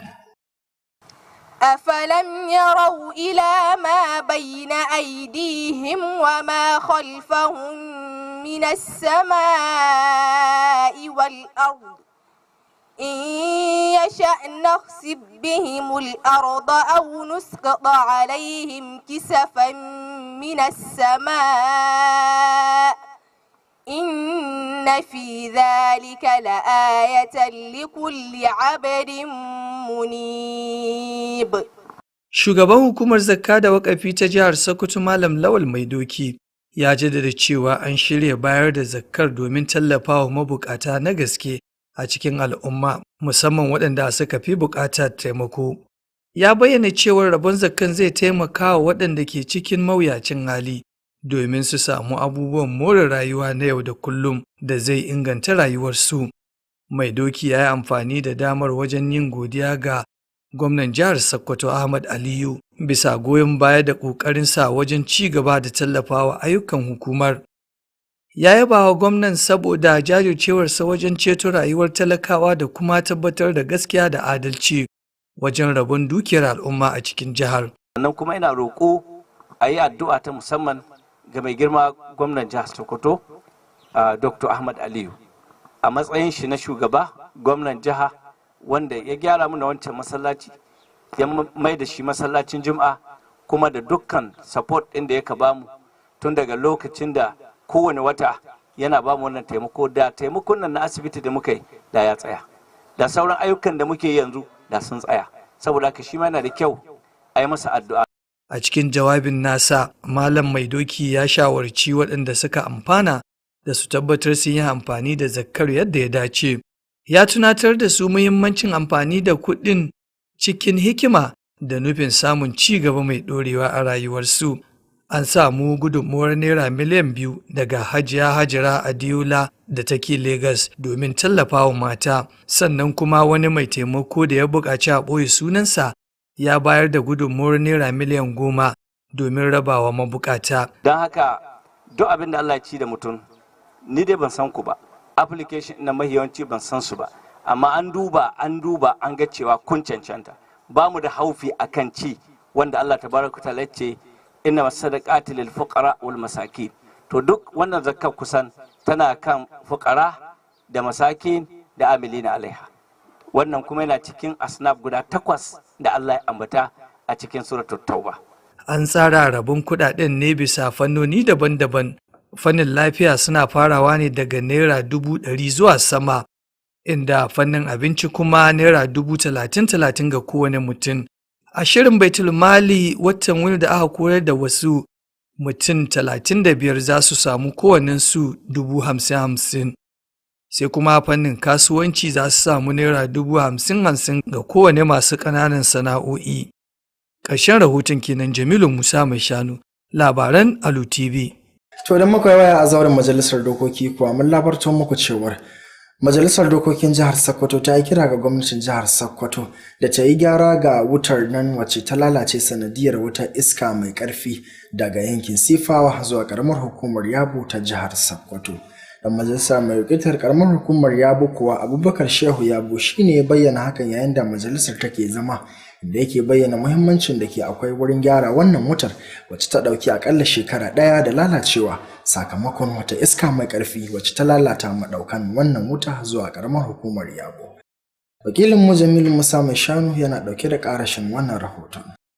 Honorable Abubakar Shehu ya bayyana cewa halin da ake ciki yana ƙara tsananta sakamakon ayyukan masu lalata kayan gwamnati, inda suka sace muhimman sassa na hanyar wutar lantarki, ciki har da igiyoyi na aluminium da kuma cabe da na'urorin wuta wato transformer.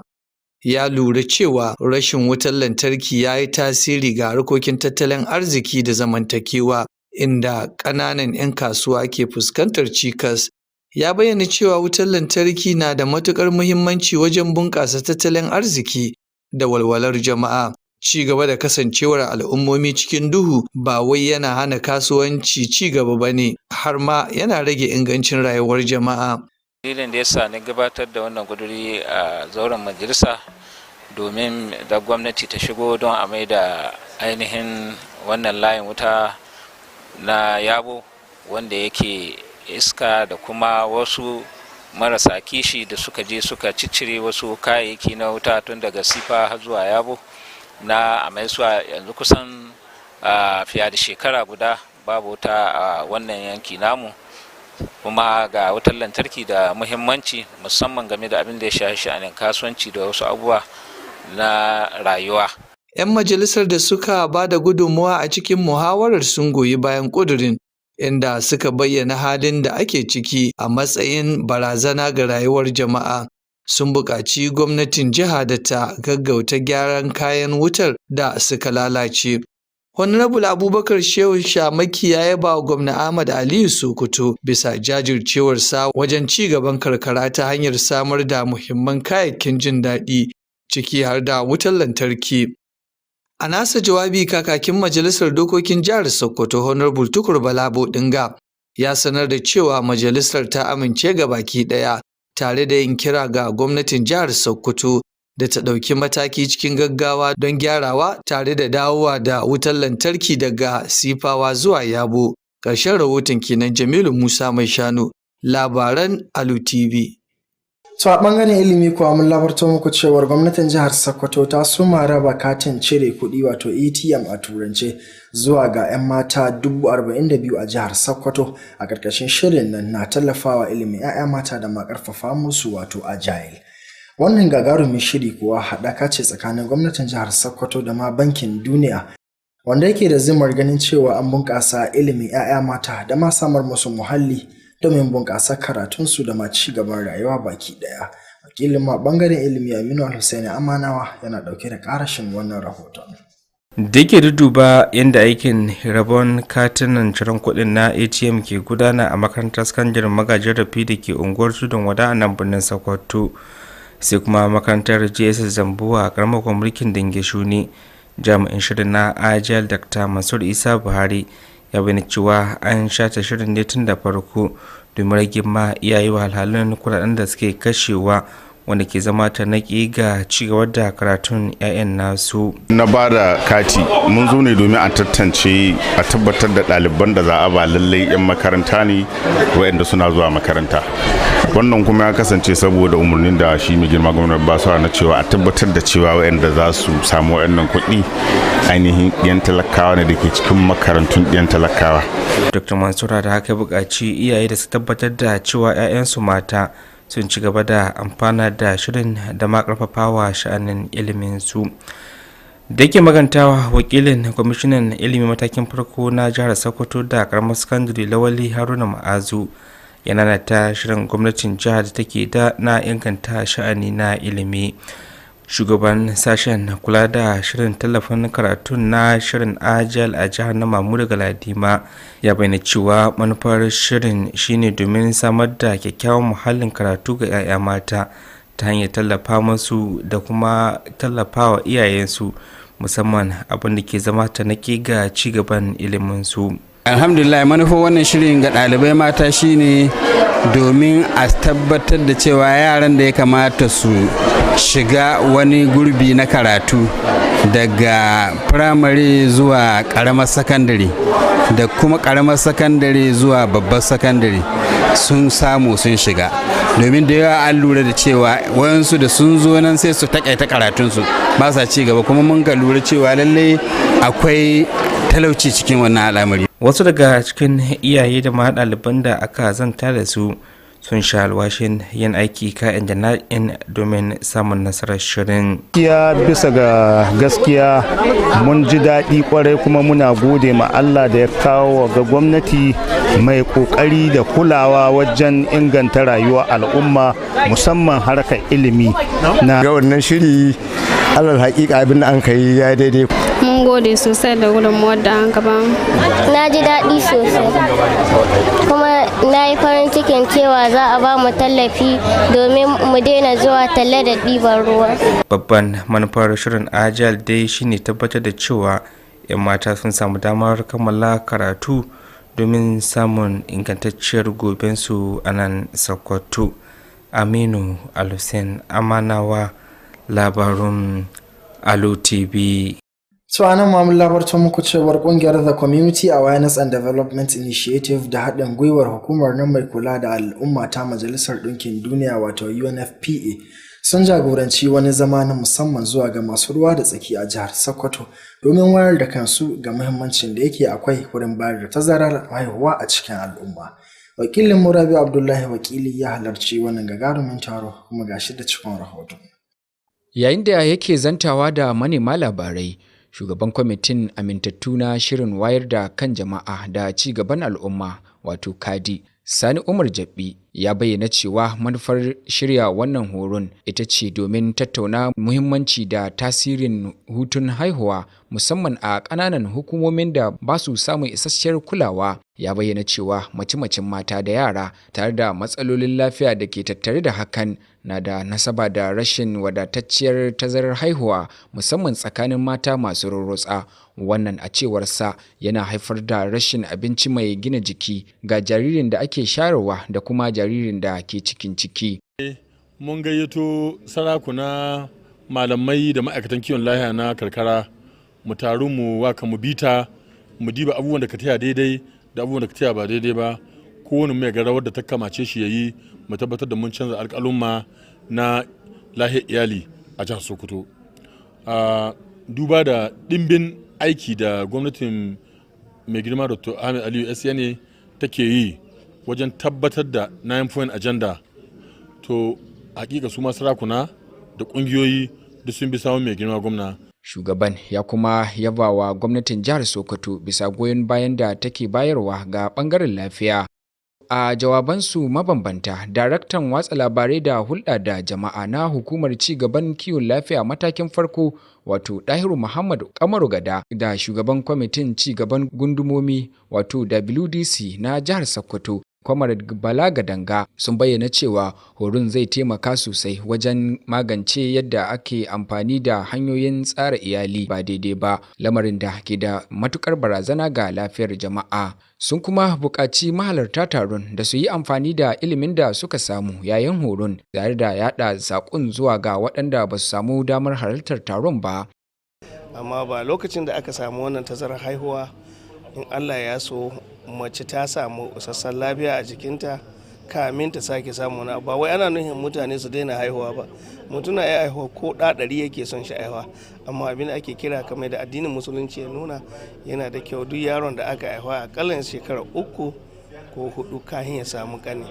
Wannan abin zai taimaka ma uwat, zai taimaka ma mai gidan, sannan kuma shi yaron da aka haifa zai taimaka mai saboda ya samu isasshen nonon da ya sha wanda zai kawo mai ƙwarin jiki da zai iya taimaka ma uwa ce ma wurin kula da ɗanɗan da ta sake samu a baya. Wasu daga cikin mahalarta taron sun nuna godiya bisa wannan shirin tare da yin alwashin ci gaba da yada ilimin a cikin al'ummar da suka fito. Allah kuma an gane sosai game da yadda an kai bayani dan an wayar ma masu rauna da limamai da mallaman mu hankali da mu kanmu. Babban abin da ya ƙayatar a taron shine gabatar da kasidu masu ɗauke da muhimman bayanai da suka shafi manufar taron, wanda suka hada da mahangar addini da al'adu akan tazarar haihuwa da cikakken bayani kan muhimmanci da amfanin tsara iyali da sauran muhimman batutuwa. Ƙarshen rahoton kenan. Rabiu Abdullahi, wakili.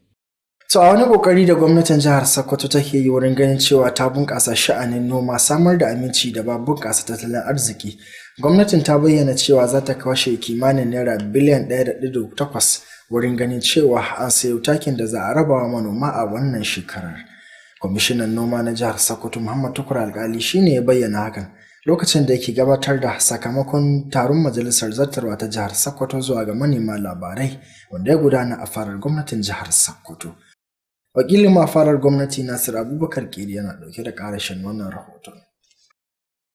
Kwangilar siyo takin zamanin a cewar kwamishinan an bayar da shi ne ga kamfuna biyu da suka hada da MS Alu Agro Allied Company Nigeria Limited da kuma Samel Global Investment, waɗanda ake sa ran su samar da taki samfurin urea da NPK da ma kuma dangogon iraruwan shuka da magunan kashe kwari. Alkali ya ce wata buƙatar da har wayo aka amince da ita daga ma'aikatar ta aikin gona ita ce ta gyaran kwalejin aikin gona da kimiyyar dabbobi ta Wurno a nan jihar Sokoto.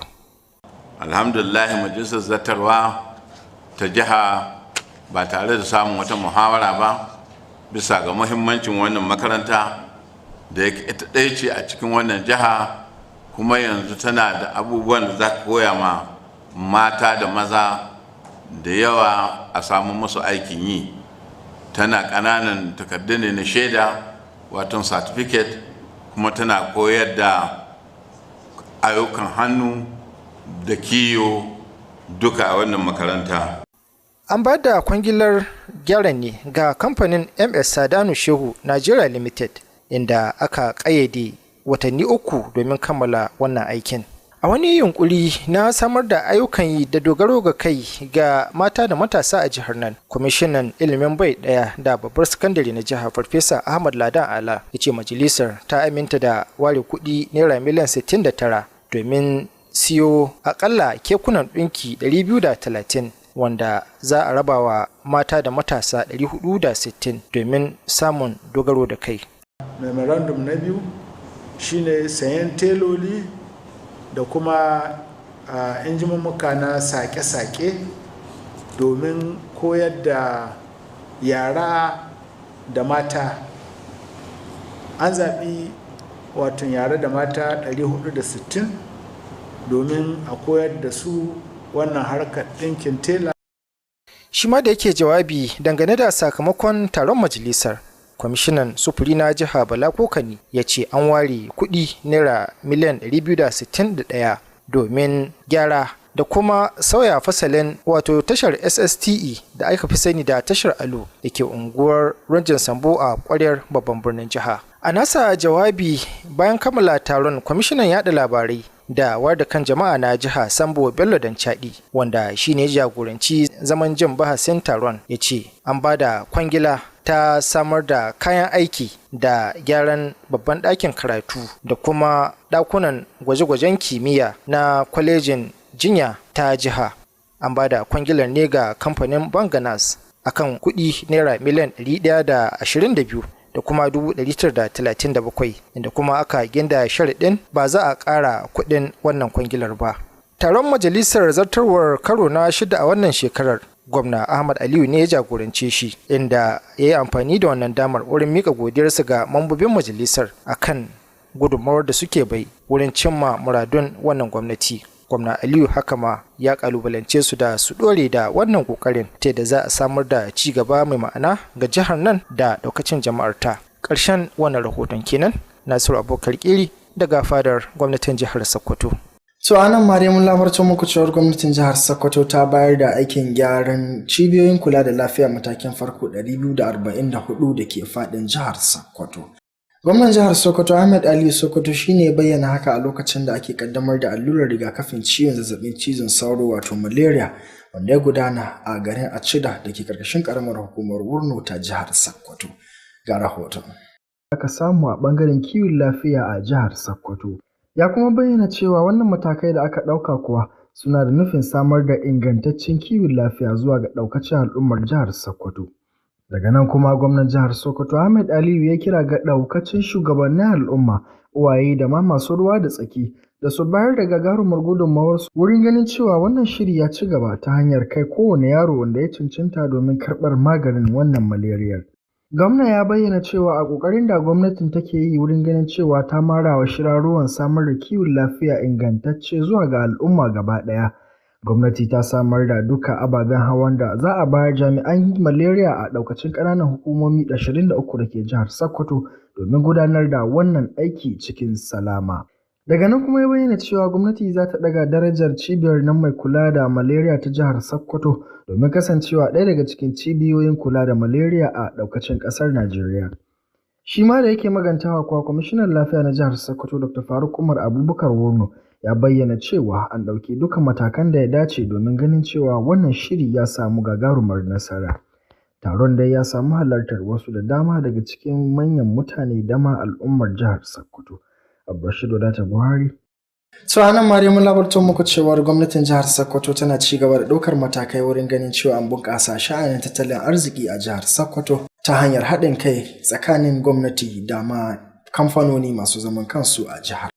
Mai wayar gwamna shawara akan bunƙasa kamfanoni masu zaman kansu a jihar Sokoto wato Abubakar Buda Amanawa ya jagoranci wani ayari na musamman inda ya kai ziyara a wasu kamfanoni masu zaman kansu a jihar Sokoto a ƙoƙarin da ake yi wurin ganin cewa an samar da haɗin kai mai kyau domin bunƙasa sha'anin tattalin arziki da ma samar da ayyukan yi ga matasa da mata a jihar Sokoto. Wakilin Jamilu Musa Shanu yana ɗauke da ƙarashin wannan rahoton. Matsayar farko da tawagar ta fara ziyarta ita ce Hikima Rice Mills Limited, wani kamfani da ke kan gaba wajen sarrafa shinkafa, wanda ke da matsugunni a kan titin Dingyadi a Kasarawa cikin birnin jihar Sokoto. Honorable Abubakar Buda Amanawa ya bayyana cewa wannan ziyarar na da nufin kafa kyakkyawar alaƙa kai tsaye da masu ruwa da tsaki a harkar masana'antu, tare da gano wuraren da gwamnatin jiha za ta iya ba da gudunmuwar da za ta kawo canji mai ma'ana. Saboda haka mai girma gwamna da ya yi cikin hikima ta da Allah ya bashi ya yi tunanin bari ya ƙirƙiro da wannan ma'aikata domin ta kula da waɗanga kamfuna da a cikin jihar Sokoto waɗanda already sun rige sun buɗe a zo mu gane su mu yi hulɗa da su kuma mu ga za a yi haɗa kai da ku da mu da gwamnati domin a ciyar da jihar Sokoto gaba. Ku ba da shawarwari, gwamnati ta ba da shawarwari, yana akwai inda a buƙatar gwamnati ta shigo ciki don tallafawa kila wurin tallata muku hajojinku da kuma sarrafa ko kuma wurin ganin duk wani taimako da ya kamata kila a basuwa gwamnatance.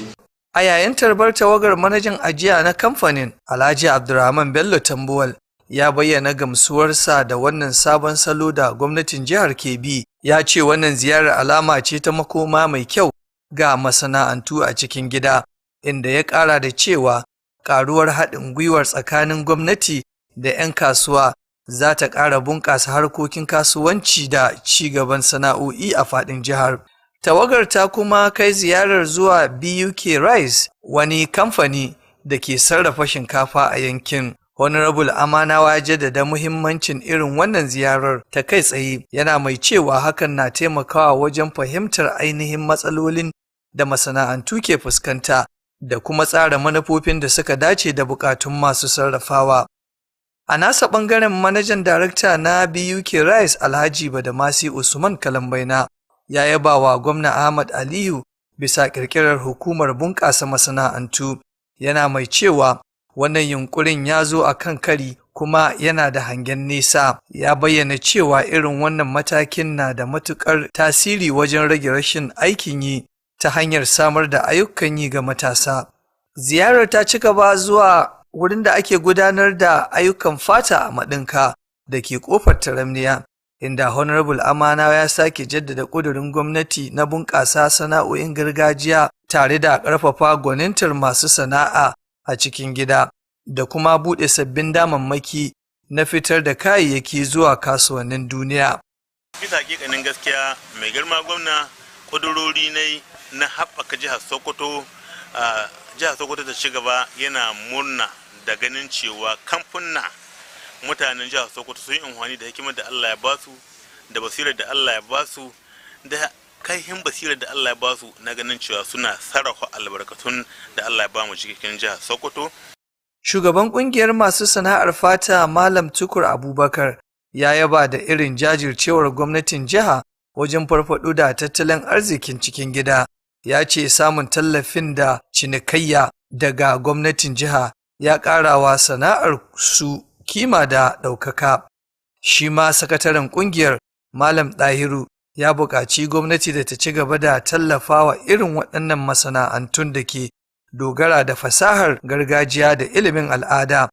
Ya jaddada cewa zuba jari a irin waɗannan fannonin na da matuƙar muhimmanci wajen kare al'adu da kuma haɓaka tattalin arziki. Mata, wanda da muka ce ma chemically treated leather, muna da matsalarta. Saboda yanzu Sokoto ba a maintenance. Fatan muta kamar da ya bayani farko ake ɗoka, wannan da ake samu gishiri a kai ta Kano. Suka processing ɗinta, sannan mu je mu sauta. Su gyara ta mu je mu sauta. Wannan fata da ake ce ma chemically treated leather, lalle sai Kano. Ƙarshen rahoton kenan. Jamilu Musa Mai Shanu, labaran Alu TV. To a wani kokari da ake yi na ganin cewa an shawo kan sankaran mahaifa a jihar Sokoto, gwamnatin jihar da haɗin gwiwar asusun tallafawa ƙananan yara na Majalisar Ɗinkin Duniya wato UNICEF da ma tallafawar Global Affairs Canada sun jagoranci wani zama na musamman da wakilan matasa a ɗaukacin ƙananan hukumomin jihar Sokoto domin wayar da kansu akan allurar rigakafi zuwa ga 'ya'ya mata a jihar Sokoto akan wani ciwo mai suna papilloma virus. Wannan gagarumin shiri kuwa yana da nufin aiki da waɗannan matasa domin zama jakadun wayar da kai akan wannan allura kuwa domin ganin cewa an kawar da sankaran mahaifa a jihar Sokoto. Giliyar ma bangaren lafiya Aisha Abdullahi Aminu tana ɗauke da ƙarashin wannan rahoton. Rigakafin wanda ke kariya daga cutar sankaran mahaifa na da ƙarancin fahimta ga al'umma a sassa daban-daban da ke faɗin ƙasar. A jihar Sokoto kuwa an samu gagarumin yunƙuri daga matasa 'yan sa-kai wurin ƙoƙarin sauya wannan fahimta.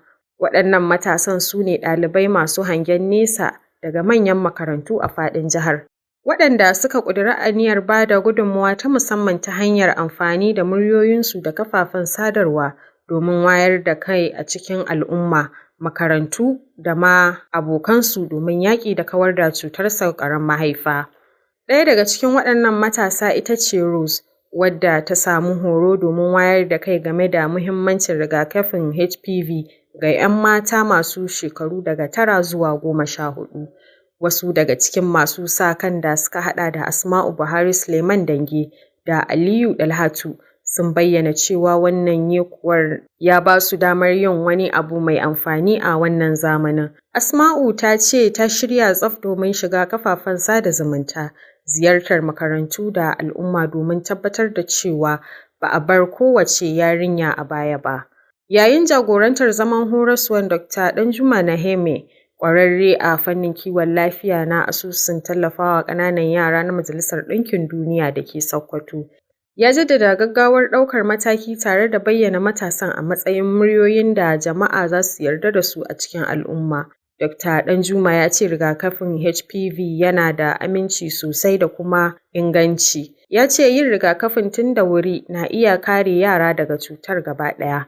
Yekuwar zai mayar da hankali ne akan wasu al'ummomin da ba su aminta da rigakafin ba a wasu ƙananan hukumomi. Waɗannan matasa za su yi amfani da yaren da suke fahimta, fasahar zamani da kuma kusanto da al'umma domin kawar da tsoro da rashin fahimta da ke tattare da rigakafin cutar HPV. Aisha Abdullahi Aminu, labarun Alu TV. To duka iya abin da muka samu damar kawo muku kenan a wannan makon, da fatar ku ji daɗin kasancewa da wannan shirin. Idan haka ne ku tarbe mu a wani mako domin jin muhimman ababen da za mu zo muku da su. A madadin waɗanda suke tamayawa domin ganin wannan shirin ya zo muku, Aisha Abdullahi Aminu take karanta muku a harshen Turanci, Bello Mamman da ke hidimar ɗaukar wannan shirin, sai Jamilu Musa mai shanu da ke hidimar haɗawa da tace wannan shirin. Ni Abdulrashid Wadata Buhari nake cewa mu kasance lafiya sai wani mako idan Allah ya kai.